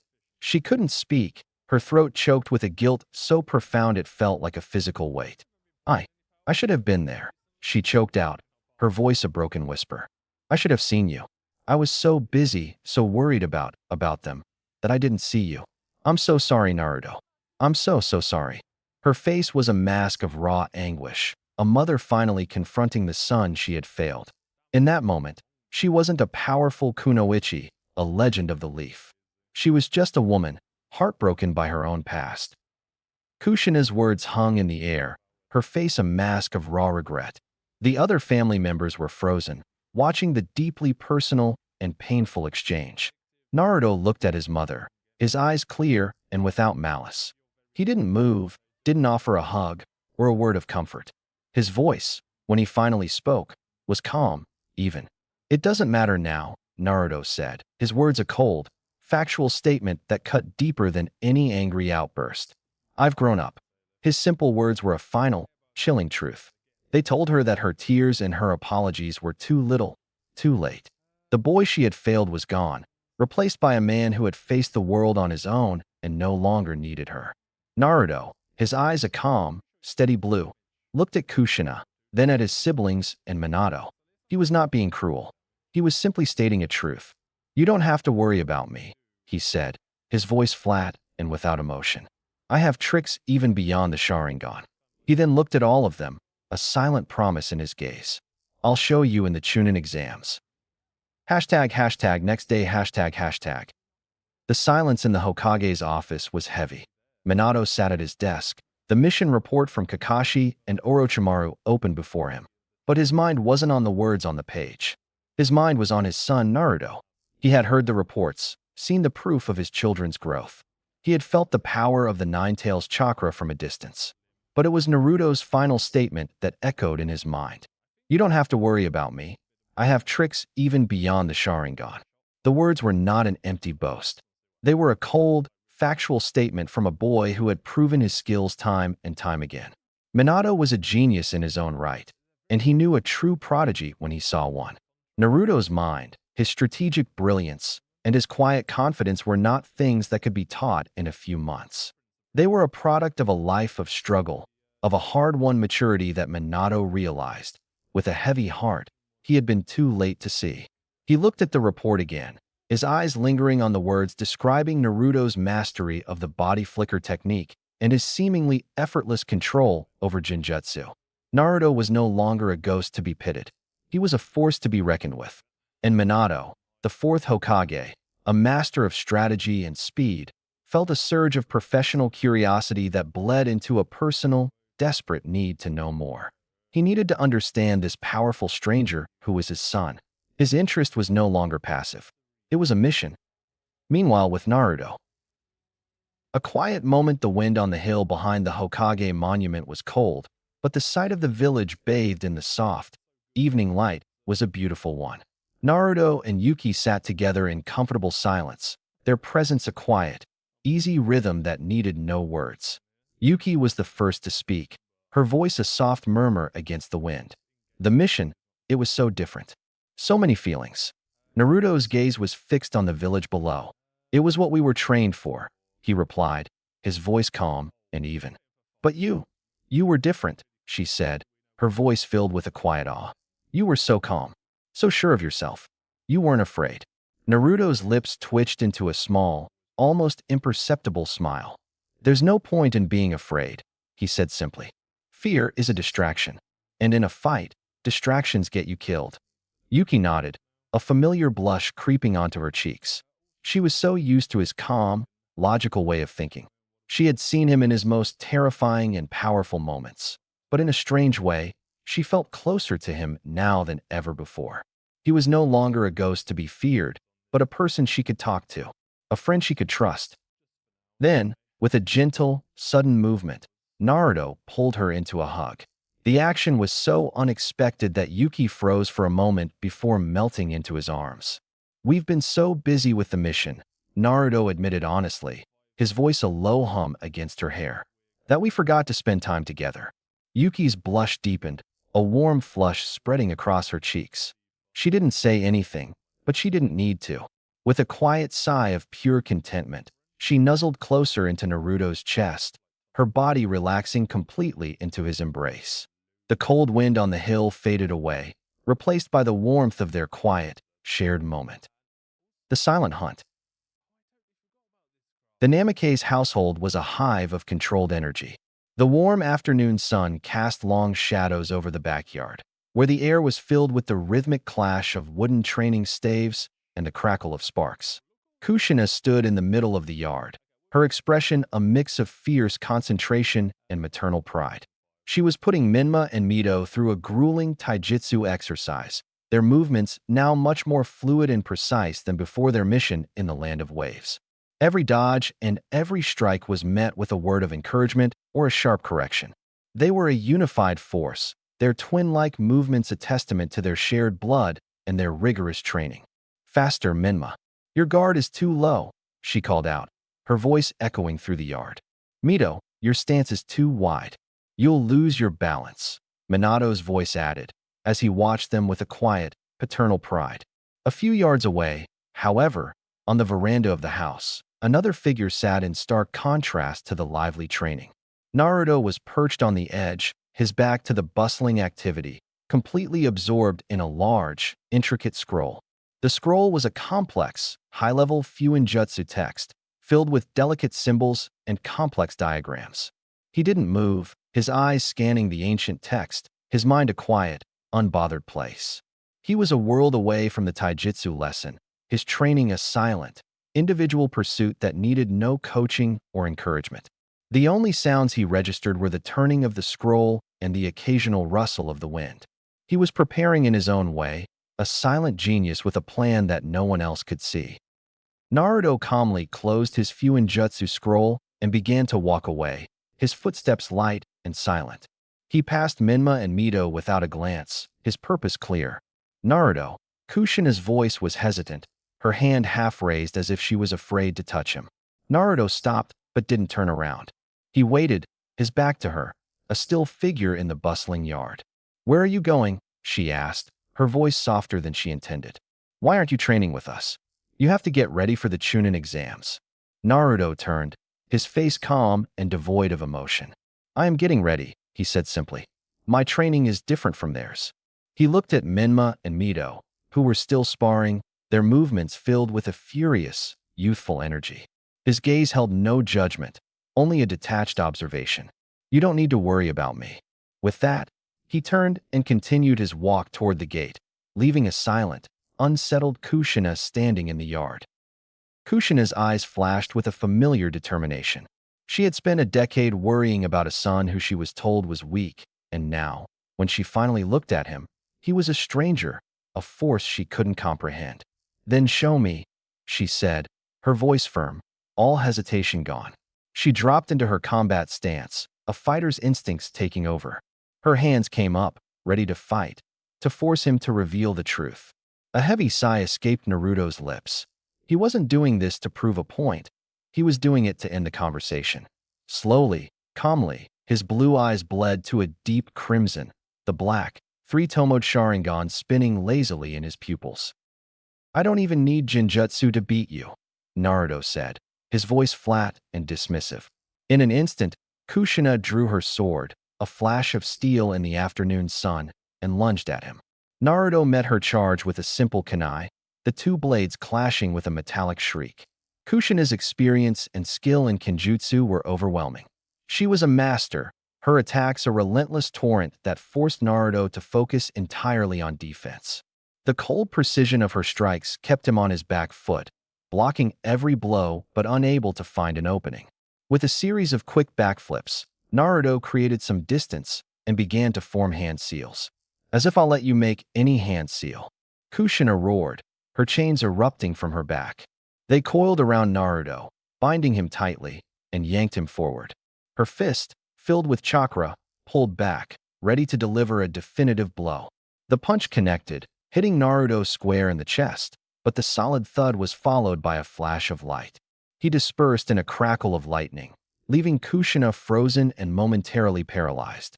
The real Naruto appeared behind her, his movements silent and impossibly fast. He placed the cold edge of a kunai against the back of her neck. "The outcome was decided the moment you let your enemy get behind you," Naruto said in a cold, final voice. Kushina's eyes widened in a profound, gut-wrenching shock. The feeling of the kunai against her throat was cold, but it was the realization of what had just happened that truly paralyzed her. She wasn't just frozen by the lingering electrical current. She was frozen by the chilling truth of his power. This was no ordinary body replacement jutsu. This was a lightning-style clone, a high-level technique that required an immense amount of chakra control and precision. How had he learned it? Who had taught him? The fact that he could perform a jutsu of this caliber so flawlessly, without a word or a hint of effort, was a terrifying thought. Her gaze, wide and filled with a desperate awe, rose to meet his. He stood there, a phantom of the sun she thought she knew, the calm detachment in his eyes a stark contrast to her own spiraling panic. Her breath caught in her throat. She had challenged him to a fight, and he had just shown her how wide the gap between them truly was. Naruto calmly retreated the kunai, his movements as fluid and detached as ever. He put the blade back into his pouch, his expression returning to its usual placid state. "How?" Kushina stammered, her voice a shaky whisper, her eyes wide with a profound, disorienting shock. At this, Minma and Mito snapped out of their stupor. They had been watching the fight with a mix of awe and terror, but now, faced with their mother's disbelief, their own minds began to catch up. They were utterly dumbfounded, staring at the still-standing form of their brother in utter disbelief. The son they had always seen as an afterthought was now a stranger, a force with a secret power that had just defeated their mother in a single move. "I created the lightning clone mid-backflip, while the real me used body flicker to hide and get behind you," Naruto explained calmly, his voice flat. He didn't need to elaborate. The words alone were enough for everyone to grasp the terrifying reality of his speed, his chakra control, and his cold, calculating genius. The room was silent, save for the rapid, shaky breathing of Kushina and Minato. Finally, Minma, his face pale with a mix of awe and shame, found his voice. "How did you get so strong?" he asked, the arrogance that had defined him for so long now completely gone. Naruto's eyes, clear and cold, shifted from his mother to his brother. His reply was a final, damning truth. "Because I didn't have any nine tails or parents to fall back on." Minato, who had been a silent, stunned observer, finally moved. The words Naruto had spoken, so cold and cutting, had struck him to his core. He walked from the porch and stepped between Naruto and the others, breaking the tense silence. "Son," Minato said, his voice firm but laced with a clear thread of paternal concern. You're training for the Chunin exams. He paused, his blue eyes meeting Naruto's calm gaze. Should I train you? Naruto looked at Minato, his gaze holding none of the coldness from moments ago. A flicker of something unreadable, perhaps a fragile truce, passed between them. Perhaps later? Naruto said, his voice polite and measured. I have a team meeting just about now. He offered his father a slight, almost imperceptible nod. It was a small gesture, but it held a world of meaning. Of all of them, Minato was the only one who had truly been trying to understand him, to bridge the immense gap that had grown between them. Naruto offered a final, polite nod to his parents. Minato stood, his hand half raised, wanting to say more, but before he could, Naruto's form flickered. In a silent burst of speed, he vanished from the spot, leaving only a faint trace of wind in his wake. He reappeared a moment later in a different location entirely, Training Ground 12. The secluded, forested area was empty save for his teammates. Kagami was practicing a series of taijutsu forms, his movements precise and controlled, while Yuki sat quietly on a fallen log, her eyes closed in meditation. You're late, Kagami said without turning, his voice holding a hint of a friendly challenge. I ran into some family, Naruto replied calmly, walking toward them. He took a seat next to Yuki, his presence a quiet, centering force. She opened her eyes, a faint, knowing smile on her lips. He was here now, where he was meant to be, with the people who understood him without question. Naruto watched his teammates, a moment of silent understanding passing between them. The sun began to set, casting long, orange shadows across the training ground. So, have you two made your mind about the Chunin exams? Naruto asked, his voice calm and direct. Kagami huffed, turning his head away with a nonchalant air, but his cheeks were faintly flushed. Sasuke's entering, she said, the words a low murmur filled with a fierce Uchiha pride. So I will too. A brief silence followed, broken only by the gentle rustle of leaves. Yuki looked at Naruto, a quiet, determined resolve in her eyes. Slowly, she nodded, not wanting to let her only family down. Naruto stood before his two teammates, his voice calm and serious. So, as we know, the Chunin exams are held in 3 stages. He held up a finger for each point. First is a written test, which is designed to test our ability to gather information under pressure. Second is a survival and intel gathering exam. And the third is the one-on-one matchups. Yuki nodded, her expression focused. And Teams 7, 8, 9, and 10, and 11 are all participating, she added, her voice quiet but firm. Kagami, her arms crossed over her chest, turned her head away with a huff. So, I'm not scared. And to top it off, Naruto said, his voice calm, and even as he looked at the setting sun, all 5 great nations will be participating. We should focus the remaining time to strategize, Yuki said, her voice quiet but firm.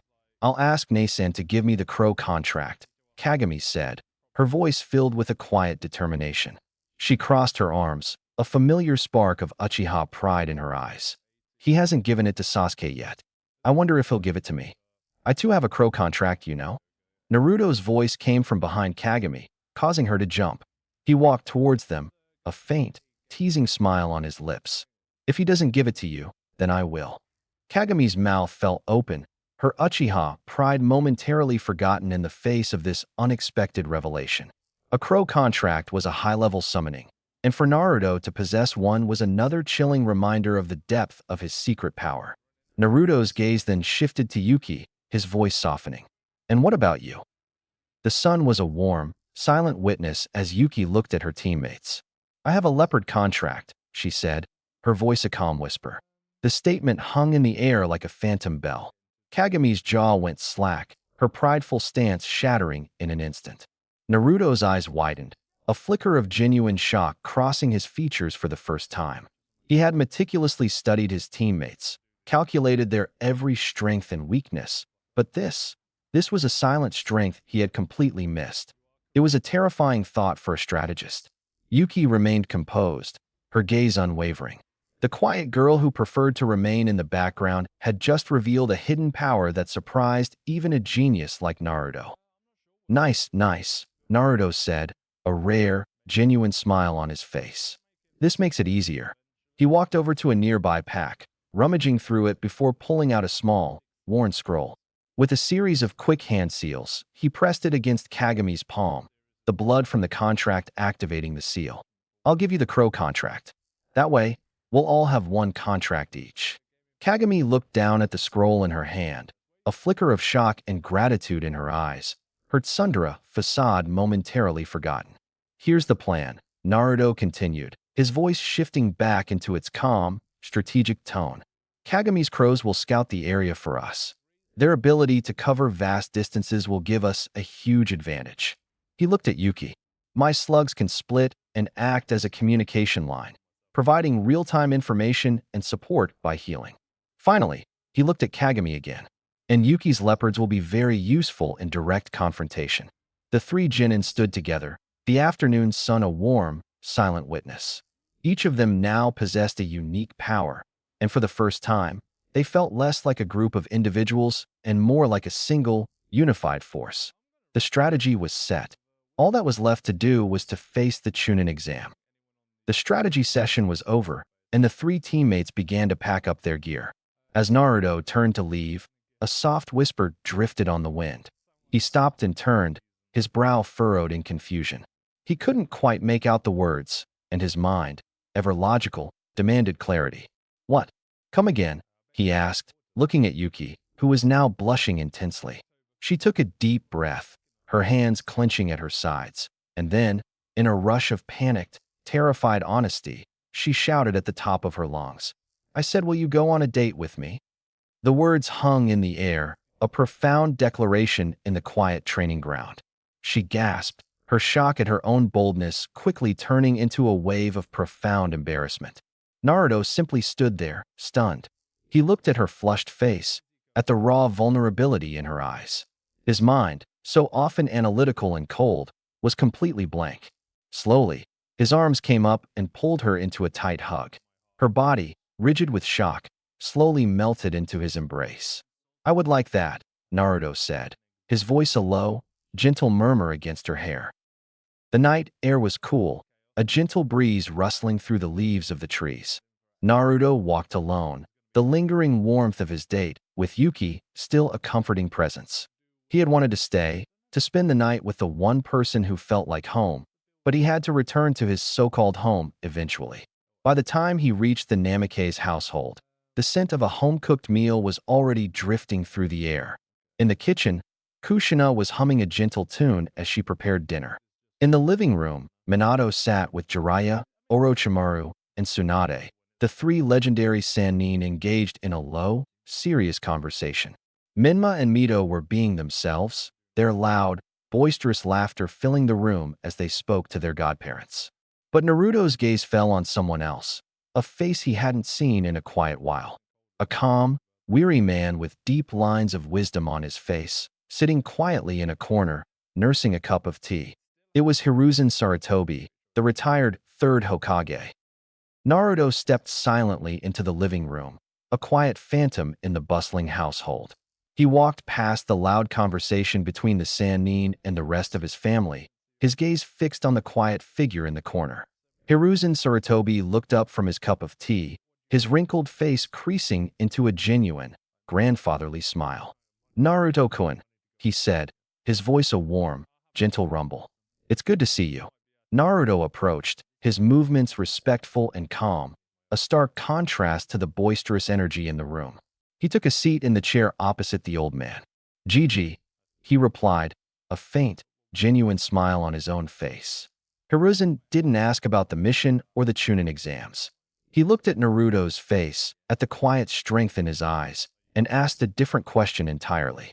How have you been, my boy? Truly. Naruto took a moment, a rare flicker of raw emotion in his eyes. He didn't have to pretend with Hiruzen. I've been good, Gigi. I've been training, learning, and I think I'm happy. A satisfied, knowing look passed between them. It was a simple statement, but it held a world of meaning.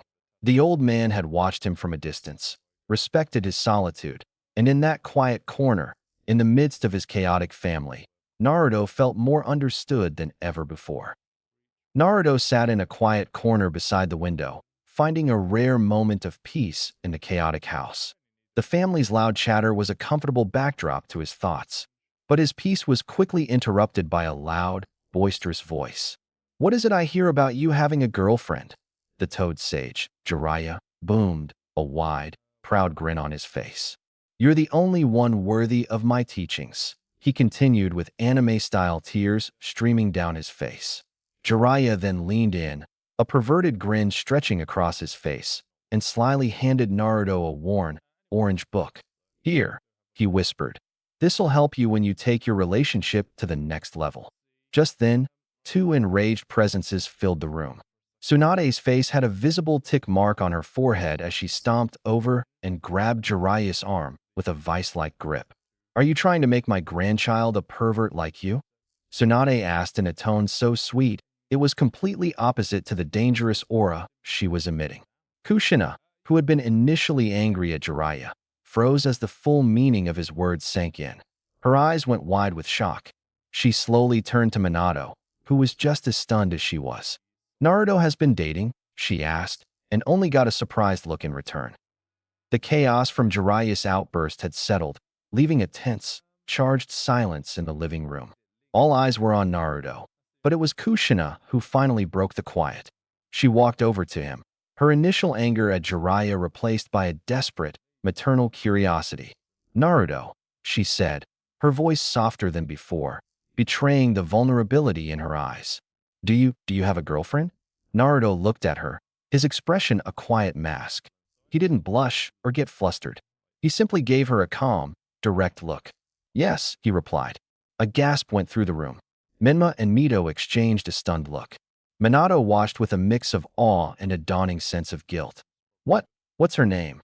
Kushina asked, her voice barely a whisper.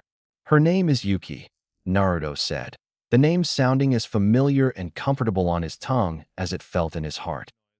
A heavy silence fell over the room. The name Yuki was a stranger's name to them, but the way Naruto had said it, so soft and familiar, filled Kushina with a desperate need to know more.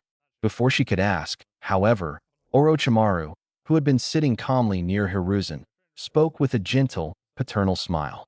"Yuki," he said, his voice a low, kind hum. "She is a prodigy. The last known member of the Yuki clan of the Land of Water, blessed with the ice release, Hayaton." He looked at Naruto, then back at Kushina, a look of profound respect in his golden eyes. "I found her a child of war. I took her in and gave her a home, a chance to grow. Her potential was beautiful, and I felt it needed to be nurtured, not left to wither away." Orochimaru's gaze finally settled on Hiruzen, a complex, knowing affection in his eyes. "I placed her on Naruto's team because I saw how deeply lonely they both were. He, so misunderstood, and she so alone. I saw a silent strength in them both, a quiet resilience that would find a home in one another. I simply provided the opportunity." The room was filled with a new, humbling silence. Minato, Kushina, and the other Sannin looked from Orochimaru's warm, kind face to Hiruzen, who was watching his former student with a proud, contented smile. The living room was quiet now, the loud chatter gone, replaced by a profound, humbling silence. The family and the Sannin sat in a state of quiet reflection, each of them grappling with the full truth of Naruto's world. Kushina was the one to break the silence. She looked at her son, her eyes no longer filled with shock or anger, but with a deep, aching curiosity. "What else is there that we don't know about you?" she asked, her voice soft and fragile. Naruto's gaze, calm and steady, met hers. He didn't answer right away. He simply looked at them all, at the stunned faces of his family, at the quiet concern of the Sannin. There was no anger in his eyes, no resentment. His face was a quiet mask, and in his silence, he simply waited. Finally, a faint, almost imperceptible smile touched his lips. "Well, is there anything that you know about me?" Naruto said calmly. He then looked away from them, his gaze resting on the window, on the darkness outside.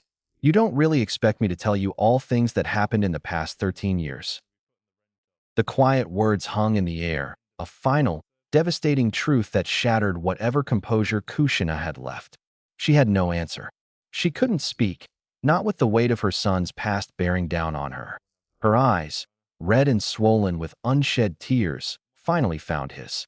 She took a shaky step towards him, her hands trembling at her sides. "You're right," she whispered, her voice cracking with the admission. "You're absolutely right. We were so wrong." She didn't try to make an excuse. She didn't try to apologize for the past. She simply looked at him with an honest, raw sincerity, a mother finally seeing her son for the first time. "But please," she pleaded, her voice a quiet, desperate plea. "Tell us about them. About the good days, about the bad. Tell us about the life we weren't a part of. Please, Naruto, let us get to know you now."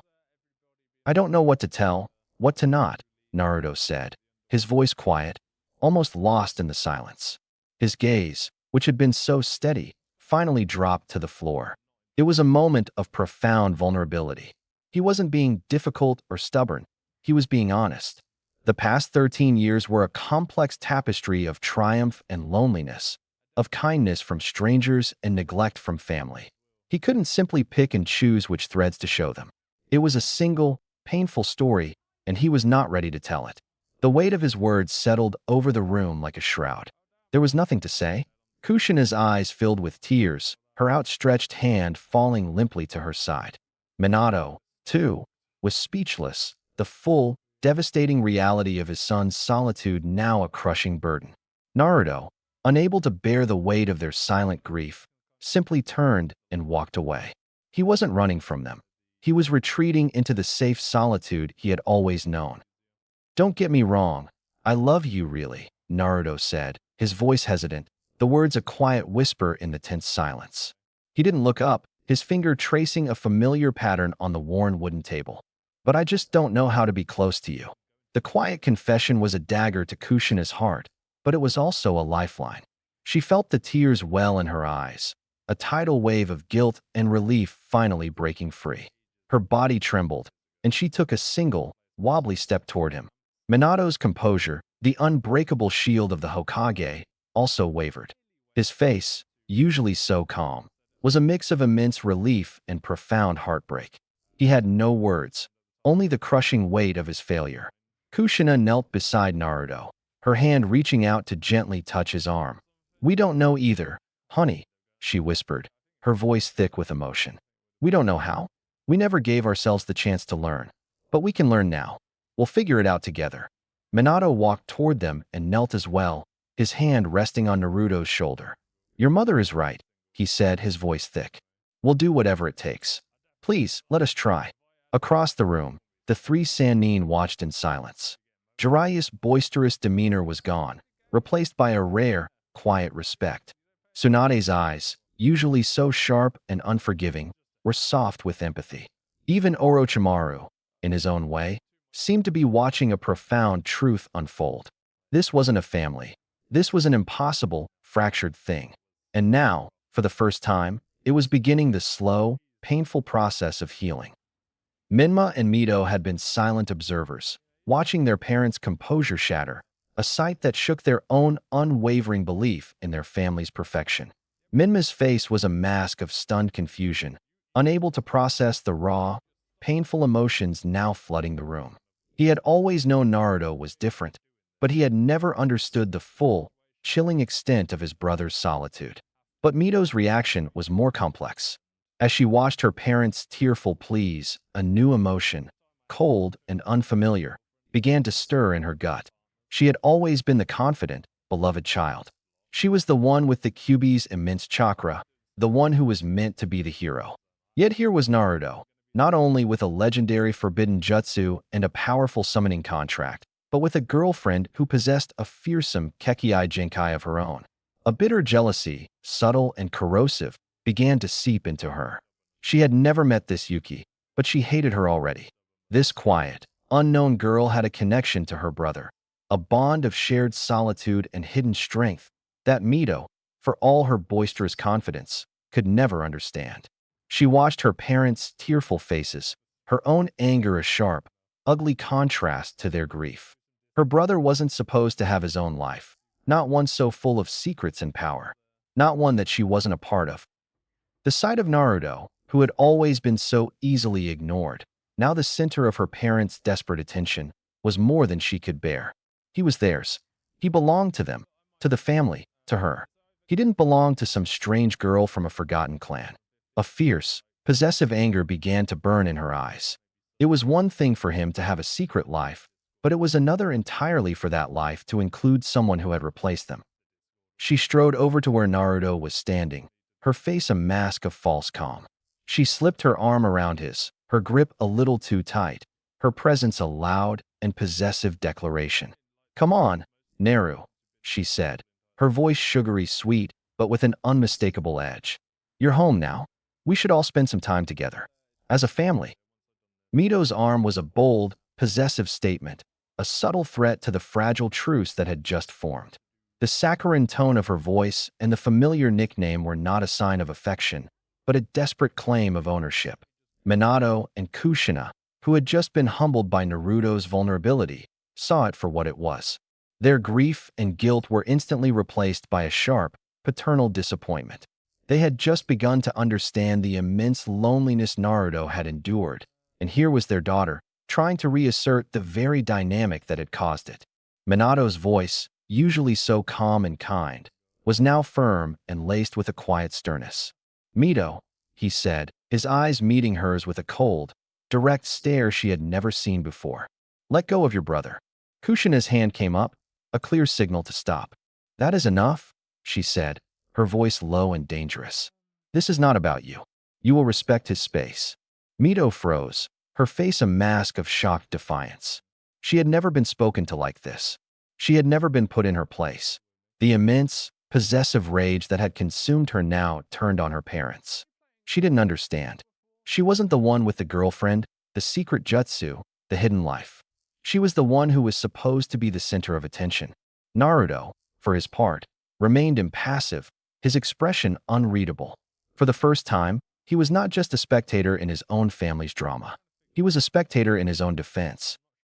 Minma, who had been a silent, stunned witness, finally stepped forward. He put a hand on his sister's shoulder, his eyes wide with a profound confusion. He had never seen his parents look at Mito that way, and he had never seen her act so selfish. "Mito," he said, his voice quiet, his usual bravado gone. "Stop it. You're not helping." He then looked at Naruto, a plea in his eyes. We just want to understand." Minma's plea hung in the air, a final, desperate gasp for understanding. But Naruto's gaze was sharp, and his voice, when he finally spoke, was calm and filled with a cold, devastating clarity. He looked first at Minma, then at Mito, and finally at his parents, his gaze holding each of them accountable. "Understand?" he asked, his voice low and pointed. "What do you want to understand?" He paused, letting the silence grow and the full weight of his questions settle upon them. The family was frozen, their faces a mix of guilt and profound confusion. Naruto's expression softened, but only slightly. His next words were not a condemnation, but a difficult, honest challenge. "Where should we start?" Naruto's question hung in the air, a silent, devastating challenge. The family, so used to being the ones in control, were completely paralyzed.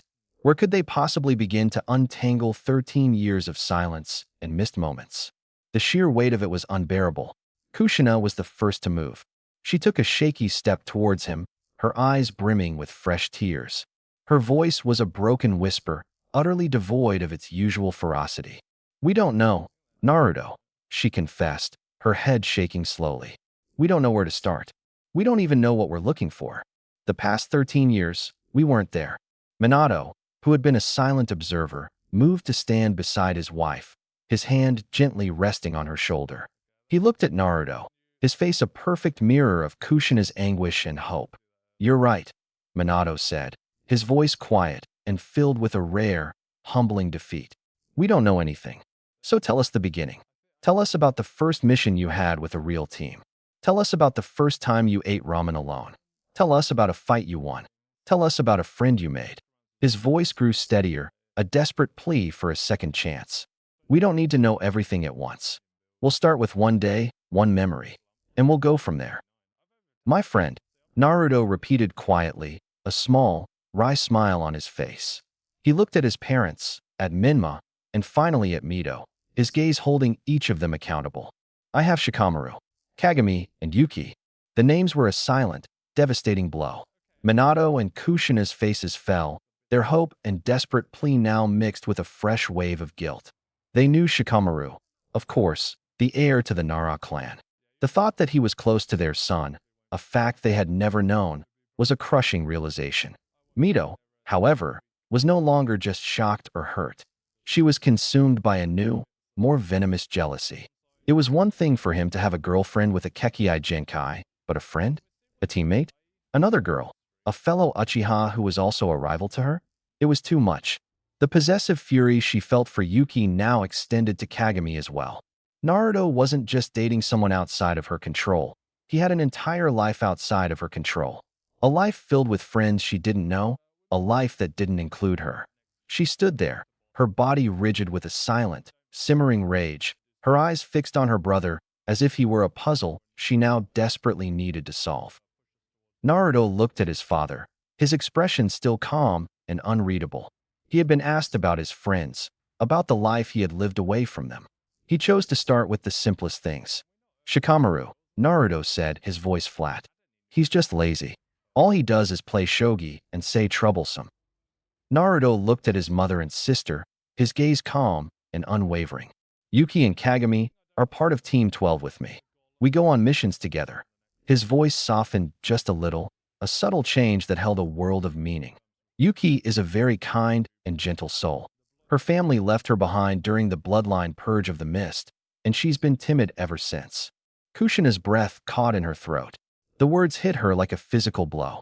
Her son's friend was an orphan of war, a survivor of a brutal massacre, a child who had been abandoned and lived a life of quiet fear. A life she had been completely oblivious to. And Kagami? Kushina asked, her voice barely a whisper. Naruto's expression didn't change, but his tone was filled with a subtle, protective pride. Kagami is a proud Uchiha. She and Sasuke are in a competition to see who's stronger. The room was quiet, the silence heavy with the weight of Naruto's words. Minato and Kushina stood frozen, the reality of their son's life settling over them like a cold blanket. But it was the detail about Yuki that struck Kushina the hardest. She looked at Naruto, her eyes no longer filled with guilt, but with a deep, aching empathy. The mention of the bloodline purge in the mist had unlocked a memory she had long buried. A refugee of war, Kushina said, her voice barely a whisper, a distant look in her eyes. Her family left her behind. She remembered being a child, alone and afraid, a refugee from the land of whirlpools after her own clan was wiped out. She remembered the cold, terrifying feeling of losing everything, of being left with nothing but her own survival. She had been just like Yuki. I understand, Kushina said, her voice breaking. My village and my clan were wiped out in the end of the Second Great Shinobi War. I became a refugee too. The fear of being alone, of not knowing where you belong. I know that feeling. Naruto's quiet expression shifted. He looked at his mother, at the tears in her eyes, a side of her he had never seen. This was not the loud, boisterous woman he knew, but a vulnerable human being who had once been just as alone as he was. Seeing Kushina's tears, Naruto felt a familiar pang of weariness. The conversation was too much for all of them. He wasn't running away, but he knew when to step back. It's getting late, he said quietly, his voice a calm anchor in the emotional storm. And tomorrow is the Chunin exams. I have to be ready. He turned his gaze to Menma, whose face was a mask of stunned exhaustion. You two need some rest, don't you? Menma simply nodded, his usual loud confidence gone, replaced by a quiet, humbling respect for his brother. Naruto then looked at Kushina, his eyes soft with a compassion she had never seen from him before. We'll talk later, he said gently, when you're in a better mood, okay? Kushina's lower lip trembled, and for a moment, it seemed like she was going to argue. But the pain in Naruto's eyes, his exhaustion, and the quiet compassion in his voice stopped her. She gave a slow, hesitant nod, a silent acknowledgement of his request. And then, she moved. She took a shaky step forward and wrapped her arms around him, pulling him into a tight, desperate hug. It wasn't the boisterous, cheerful hug of a mother's reunion. It was a desperate embrace, a silent apology, a promise to be better. Naruto's body was stiff at first and used to such raw, unfiltered affection from her.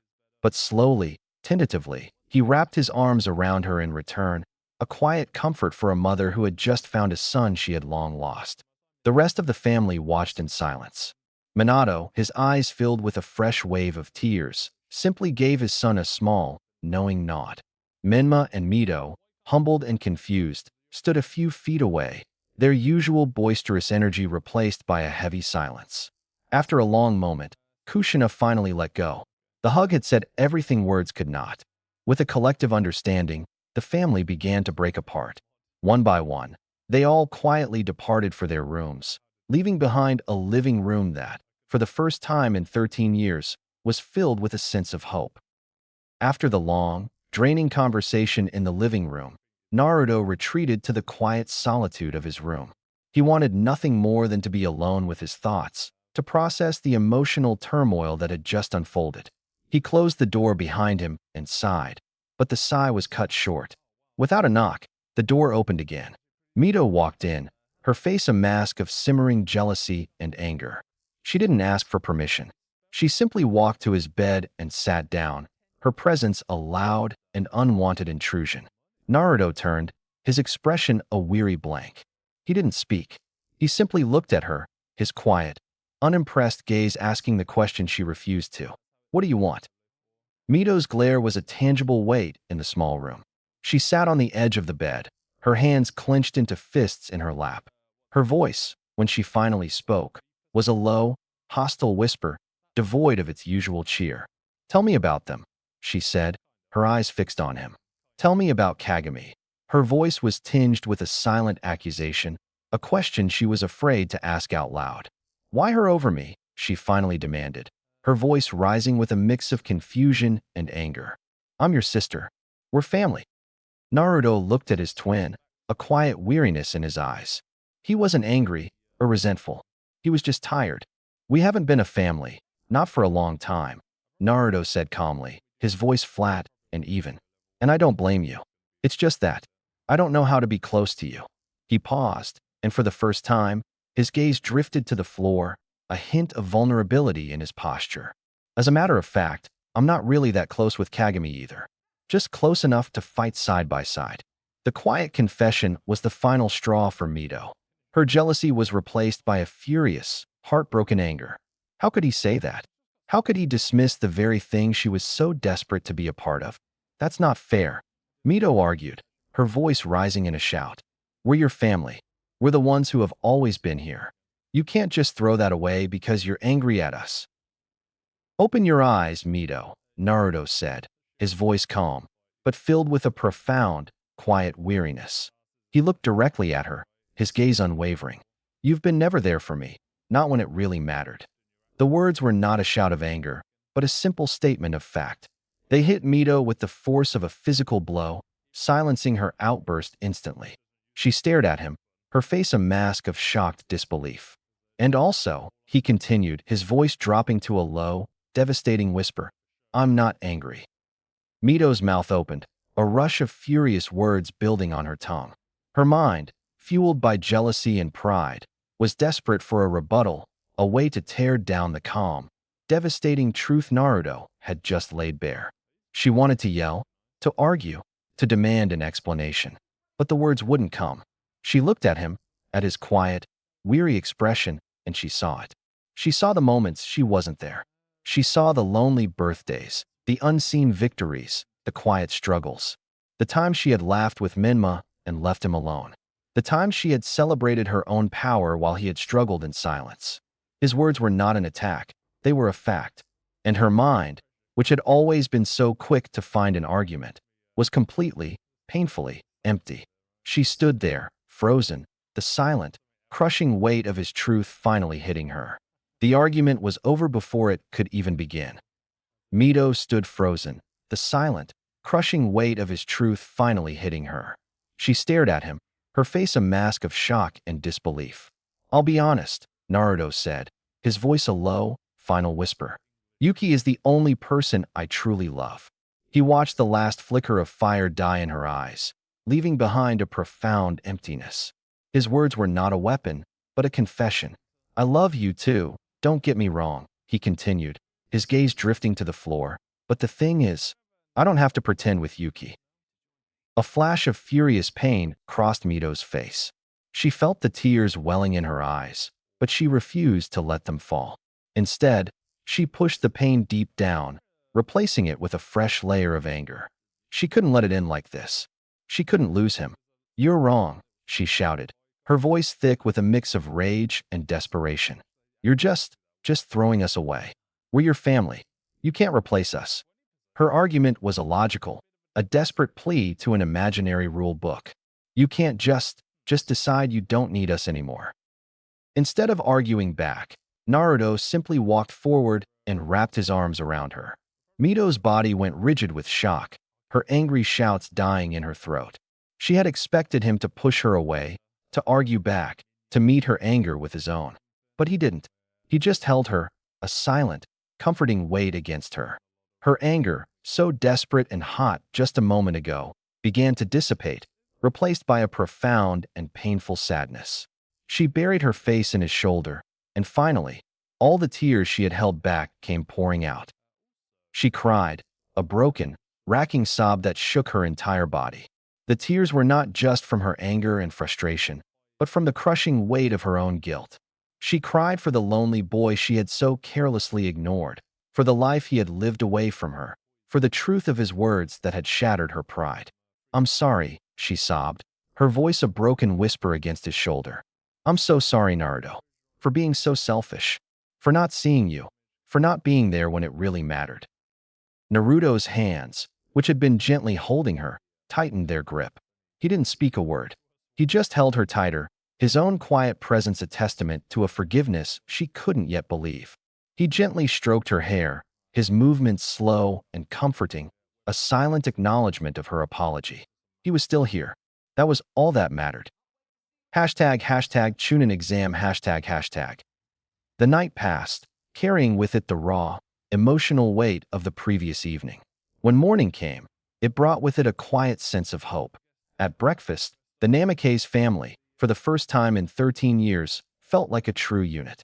There were no strained silences or awkward glances, only a shared, comfortable warmth.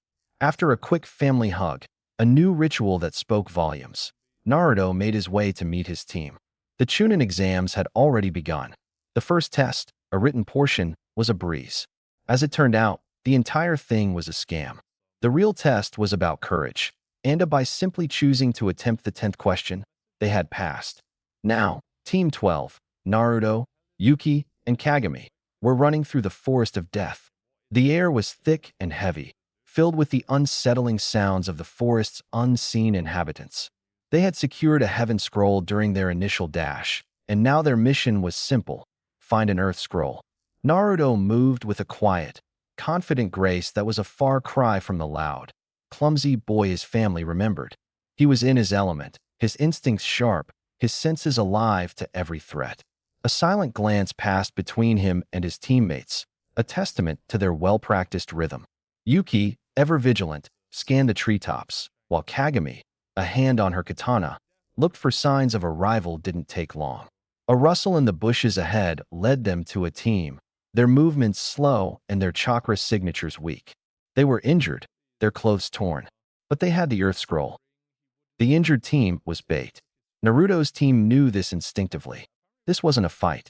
It was a trap. Kagami's crows spiraled above the canopy, her Sharingan relaying information in a continuous stream. She saw the hidden tripwires, the concealed explosive tags, and the shadowy figures waiting in the trees. There were at least 3 more shinobi, well hidden and ready to ambush.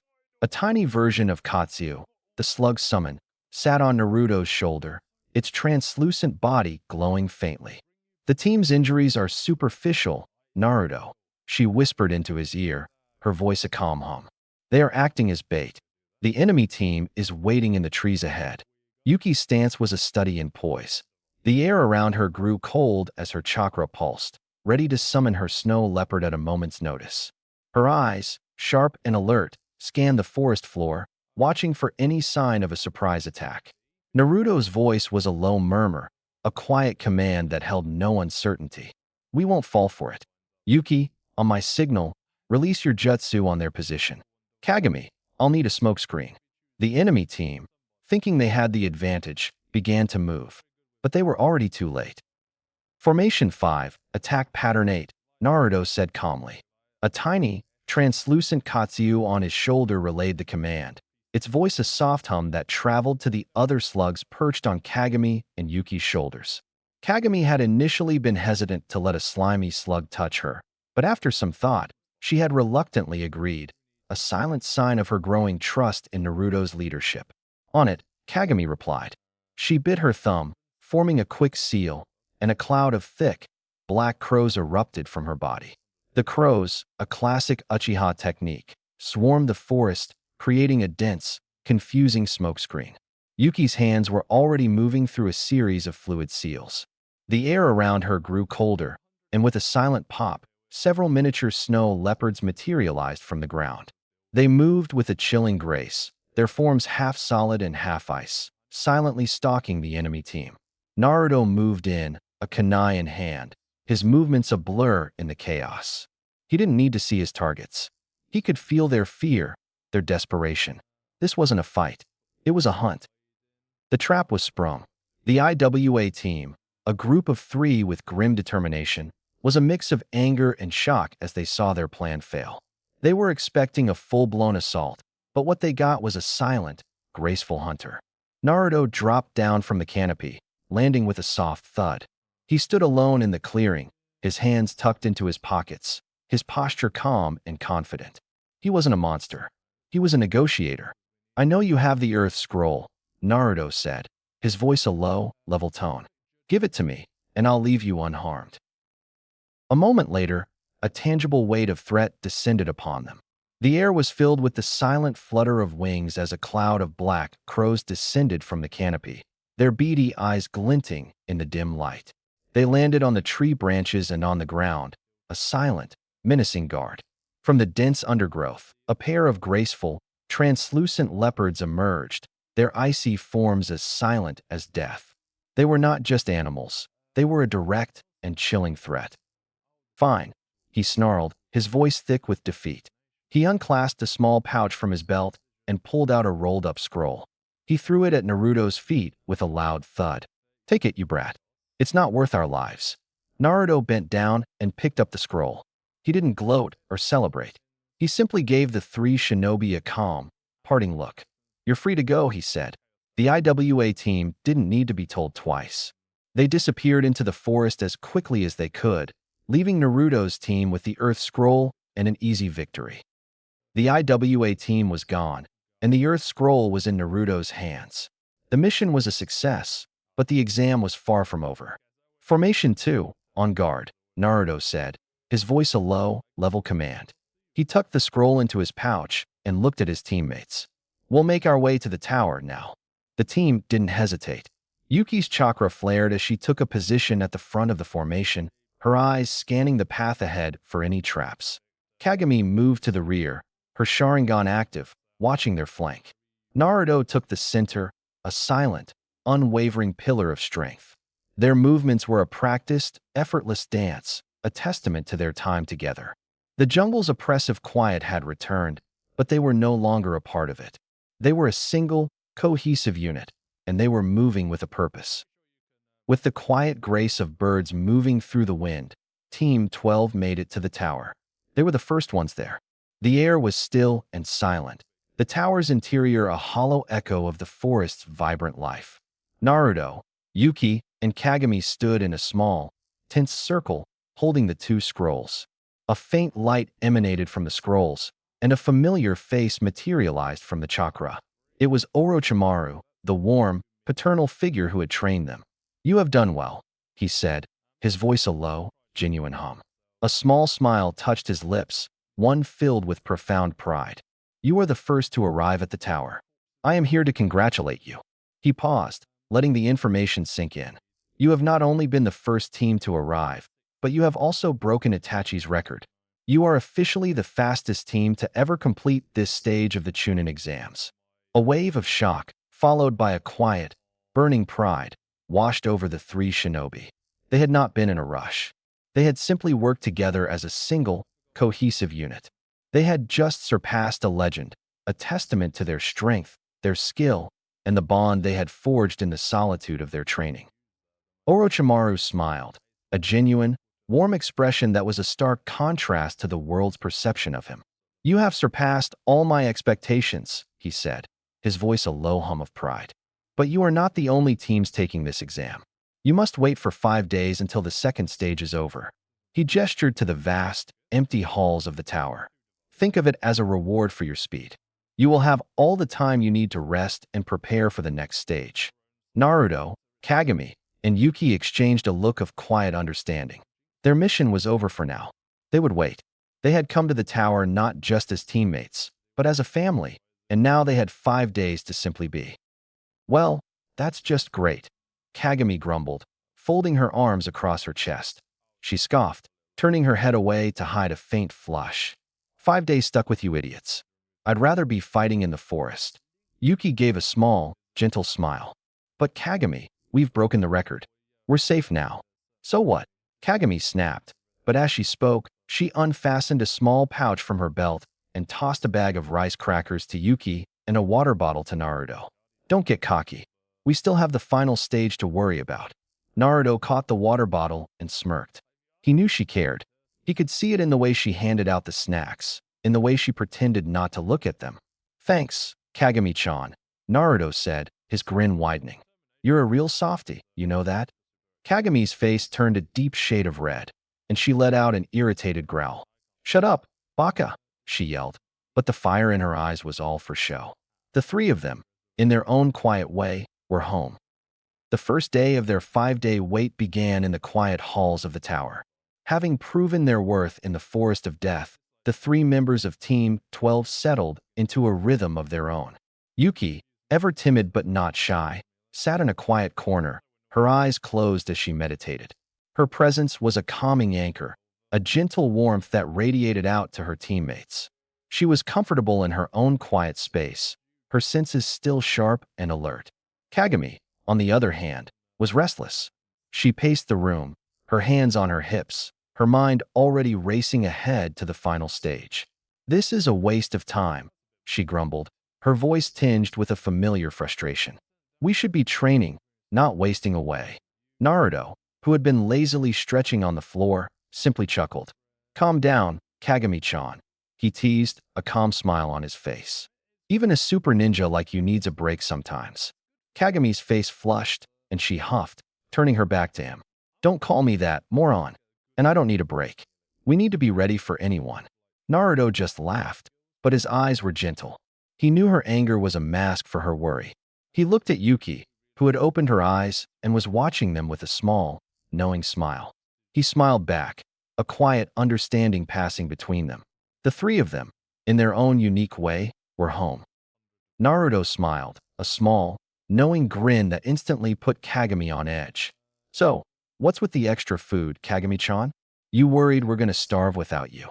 Kagami's face turned a deep shade of red, and she huffed, turning her back to him. "Don't get cocky, moron.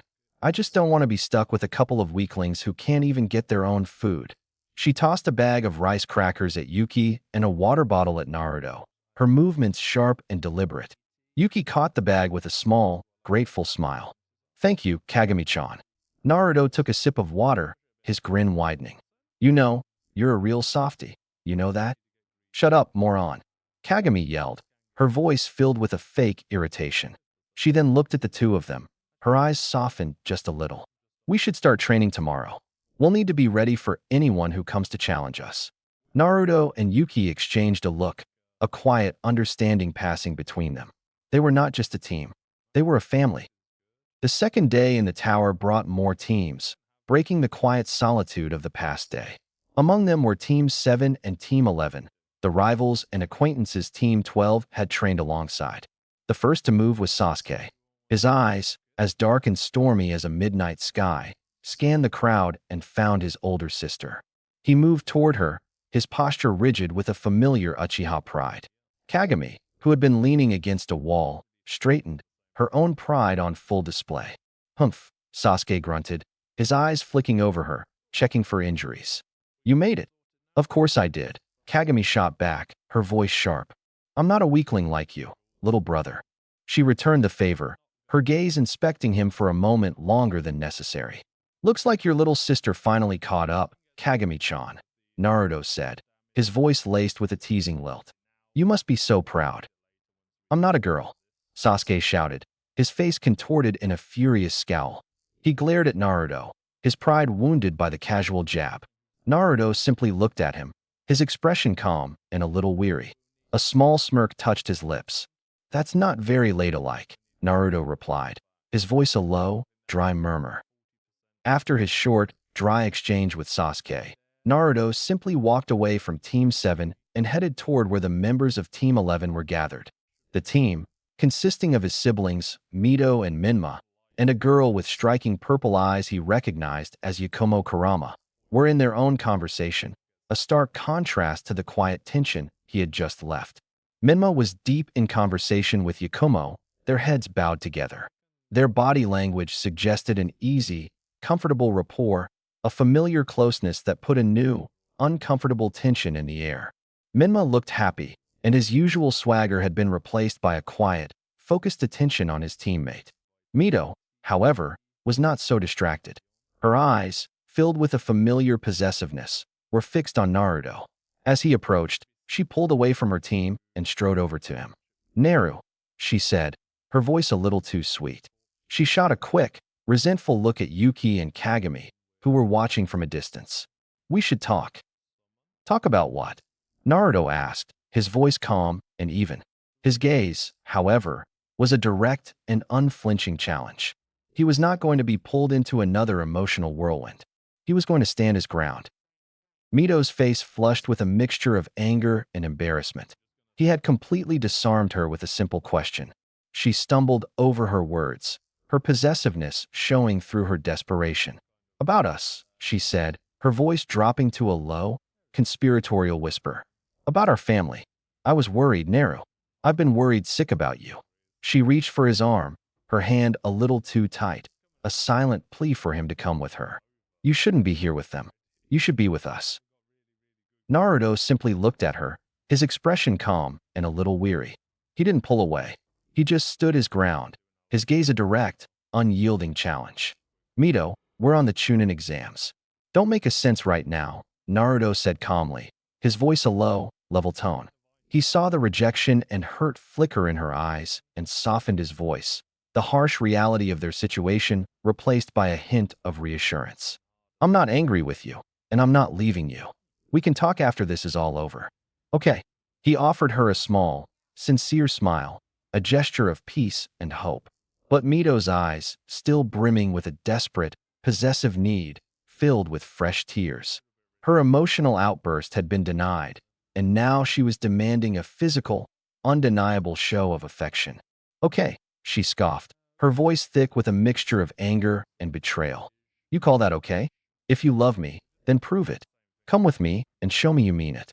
Show me you're my brother." Naruto simply looked at her, his face calm and unyielding. Her demand was a physical manifestation of her insecurity. He wouldn't give in to it. He would give her what she needed, but on his own terms. He reached out and gently placed a hand on her cheek, his thumb brushing away a stray tear. "Mito," he said softly, his voice a low, reassuring murmur. "I don't have to prove my love for you. It's just there." He paused, letting the words sink in. "My love for you isn't a game, and it's not a competition. It's a fact. I love you, and nothing is going to change that. I'm not leaving you, and I'm not going to run away from you. I'm just here, and you have to learn to trust me." Mito's mouth hung open, a choked sob caught in her throat. She had expected him to argue, to give in, to fight back, anything but this quiet, devastating reassurance. Her mind, so used to the rules of competition, couldn't process his words at first. She was looking for a flaw, a trick, a reason to argue, but there was none. She looked at him, at his calm, honest eyes, and for the first time, she saw him not as a rival, but as a person. She saw the loneliness in his gaze, the quiet strength that had carried him through a life she knew nothing about. She saw the depth of his love, a love that was not a prize to be won, but a fact to be accepted. Her anger, her jealousy, her possessiveness, it all melted away, replaced by a profound, heartbreaking understanding. The tears she had been fighting fell, not from anger, but but from a deep, crushing guilt. He had not been fighting her. He had been loving her. And in her foolish pride, she had almost lost him forever. I, I understand, she whispered, the words a raw, painful confession. The fight was gone, replaced by a fragile, new beginning.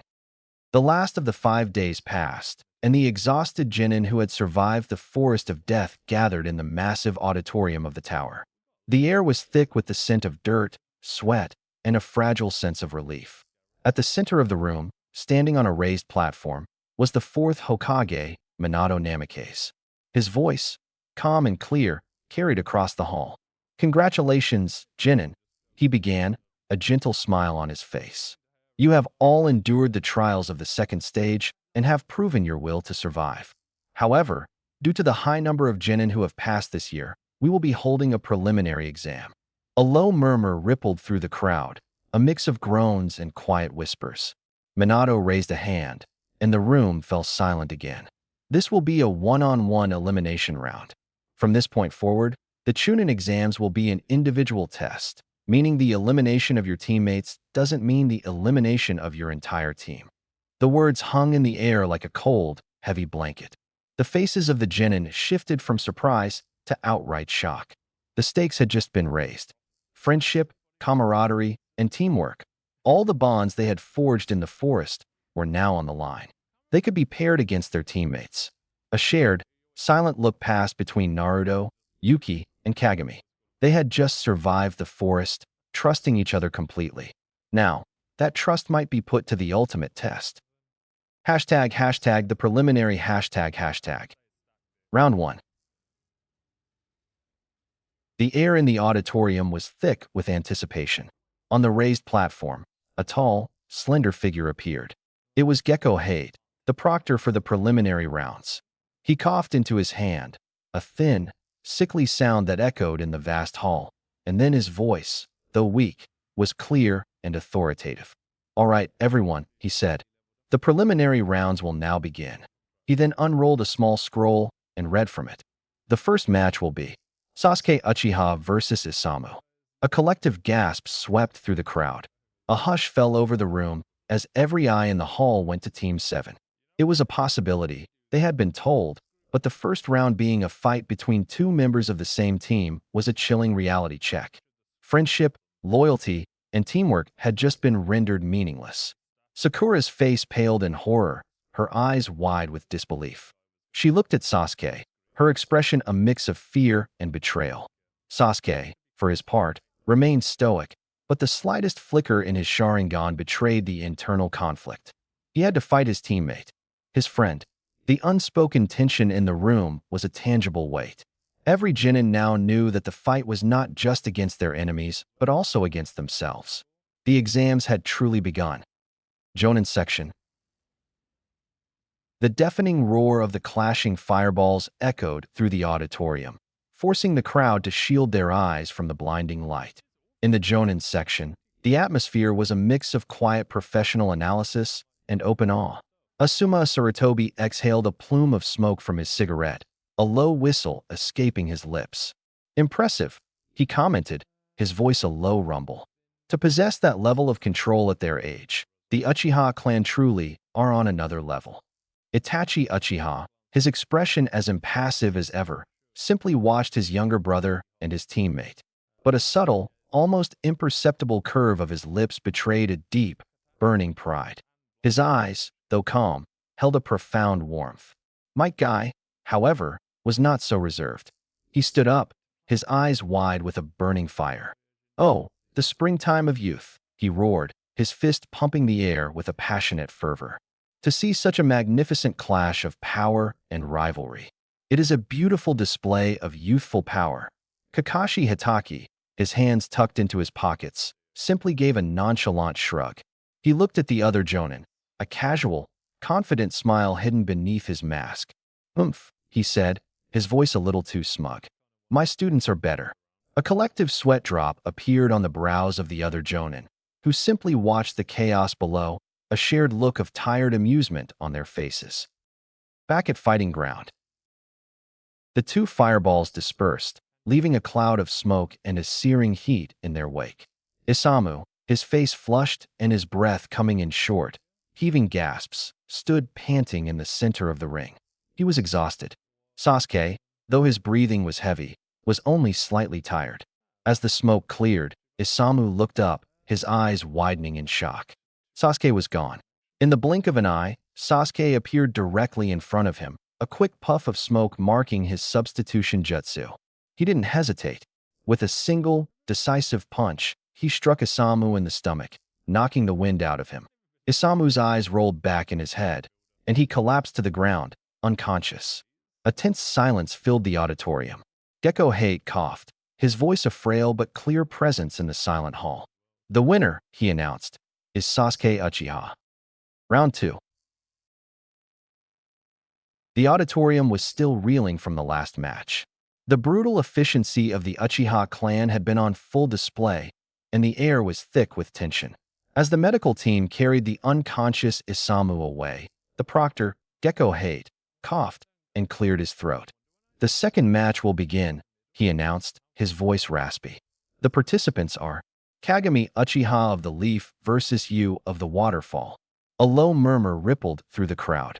This time, it wasn't a fight between teammates, but a clash between two rival villages. The genin from the village hidden in the waterfall, their faces hardened, looked on with a mix of respect and quiet hostility. Kagami, her face a mask of cold pride, stepped forward. She didn't hesitate or look back. Her eyes, filled with a burning determination, were fixed on the girl from the waterfall village. Yu, a genin with a quiet, observant demeanor, returned her gaze with a calm intensity. She was a water-style user, her chakra radiating a cool, controlled energy that was a direct contrast to Kagami's fierce, fiery aura. The two shinobi met in the center of the ring, a silent, powerful acknowledgement passing between them. The stakes were high, and the fight was about to begin.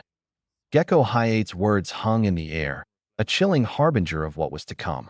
With a simple nod, he gave the signal for the match to begin. Yu's hands moved through a rapid series of seals, a quiet but focused concentration on her face. She slammed her palm into the ground, and a massive wave of water erupted from the earth, a rushing, powerful torrent aimed directly at Kagami. Kagami didn't hesitate. She vaulted into the air, her crimson Sharingan spinning to life. She landed gracefully on a tree branch, the water rushing harmlessly beneath her. Her hands moved through their own quick seals, a crackle of raw electricity building around her. Lightning style, electromagnetic storm, she shouted, and a powerful current of lightning shot from her fingers, aimed at the water below. Jonin section. The auditorium was a storm of noise and light. The blinding flash of lightning style and the roar of the water-style jutsu filled the air, the two powerful elements poised to collide. In the Jonin section, the atmosphere was one of pure, unadulterated awe. Itachi Uchiha, his face a mask of his usual impassiveness, watched the scene unfold. But a small, almost imperceptible smile touched his lips. It was a rare expression of genuine, unbridled pride. He turned to Orochimaru, who was watching with a quiet, almost grandfatherly smile, his golden eyes fixed on the battle below. "You really taught her well," Itachi said, his voice a low, sincere murmur. Back at arena, the lightning slammed into the water with a deafening crack, and the massive wave instantly became a conduit for raw electricity. You screamed as the current ripped through her, the shock forcing a blinding, disorienting pain through her body. She stumbled, her vision swimming, her body trembling with the aftershocks. In that moment of vulnerability, Kagami appeared directly behind her. There was no sound, no warning. She was simply there, a blade of raw, focused power. She had been there the entire time. Yu's eyes widened, a dawning horror and a grudging respect in her gaze. She knew the fight was over. With a hoarse, defeated breath, she spoke the words that would end the match. "I forfeit," she whispered, her voice barely audible. Kagami's hand, a hair's breadth from a killing blow, stopped. She straightened, a quiet satisfaction in her eyes. The proctor, Gecko Hate, coughed and looked at the two fighters. "The winner," he announced, his voice a low, clear tone. "Kagami Uchiha of the Leaf." Round 3. The auditorium, still buzzing with the aftershocks of the last fight, fell silent as Gecko Hate stepped forward. The proctor coughed into his hand, his gaunt face reflecting the weariness of the exams. He unrolled the scroll, his eyes scanning the names. "The third match will now begin," he announced, his voice raspy but clear. "The participants are Naruto Namikaze of the Leaf versus Rock Lee of the Leaf." A collective gasp swept through the crowd. This was no ordinary matchup. This was a clash of titans, of two different philosophies. On one side stood Naruto, a rumored prodigy with a vast and powerful arsenal. On the other stood Rock Lee, a genius of hard work with an unshakable will. Lee's eyes, which had been closed in quiet concentration, snapped open, burning with a fierce, unyielding passion. This was his chance. This was his moment to prove that a person could surpass a prodigy with hard work alone. Naruto, in contrast, simply gave a small nod, a quiet sense of acknowledgement in his gaze. He knew of Lee's dedication, and he had nothing but respect for him. Naruto started walking towards the staircase, but vanished mid-motion and reappear at the center of area in a flawless body flicker. So quick it could be mistaken with flying, raging, his posture calm and confident. The two shinobi stood in the center of the ring, a silent, powerful acknowledgement passing between them. The air was thick with tension. The fight was about to begin. "So, you can't use Jinjutsu or Ninjutsu?" asked Naruto, in a low voice tinged with amusement and something dangerous. "No, but I won't let it stop me, and I'll become a splendid ninja just by focusing on taijutsu." Can the youthful voice of Lee, Naruto will get in an unknown fighting style. "Then prove it to me," said Naruto, and without any further sound, a punch came straight at Naruto's face. Raising his left arm, Naruto stopped the punch and used his right elbow to hit Lee's chin, and, before he could recover, a Spartan kick sent Lee sliding on floor.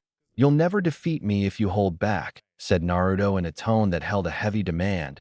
He was not the one to be trifled with, and Lee will give his all. Jonin section. "Take them off, Lee. Let the flames of youth run wild," came the loud voice of Guy, while other Jonin stared at the taijutsu match in awe.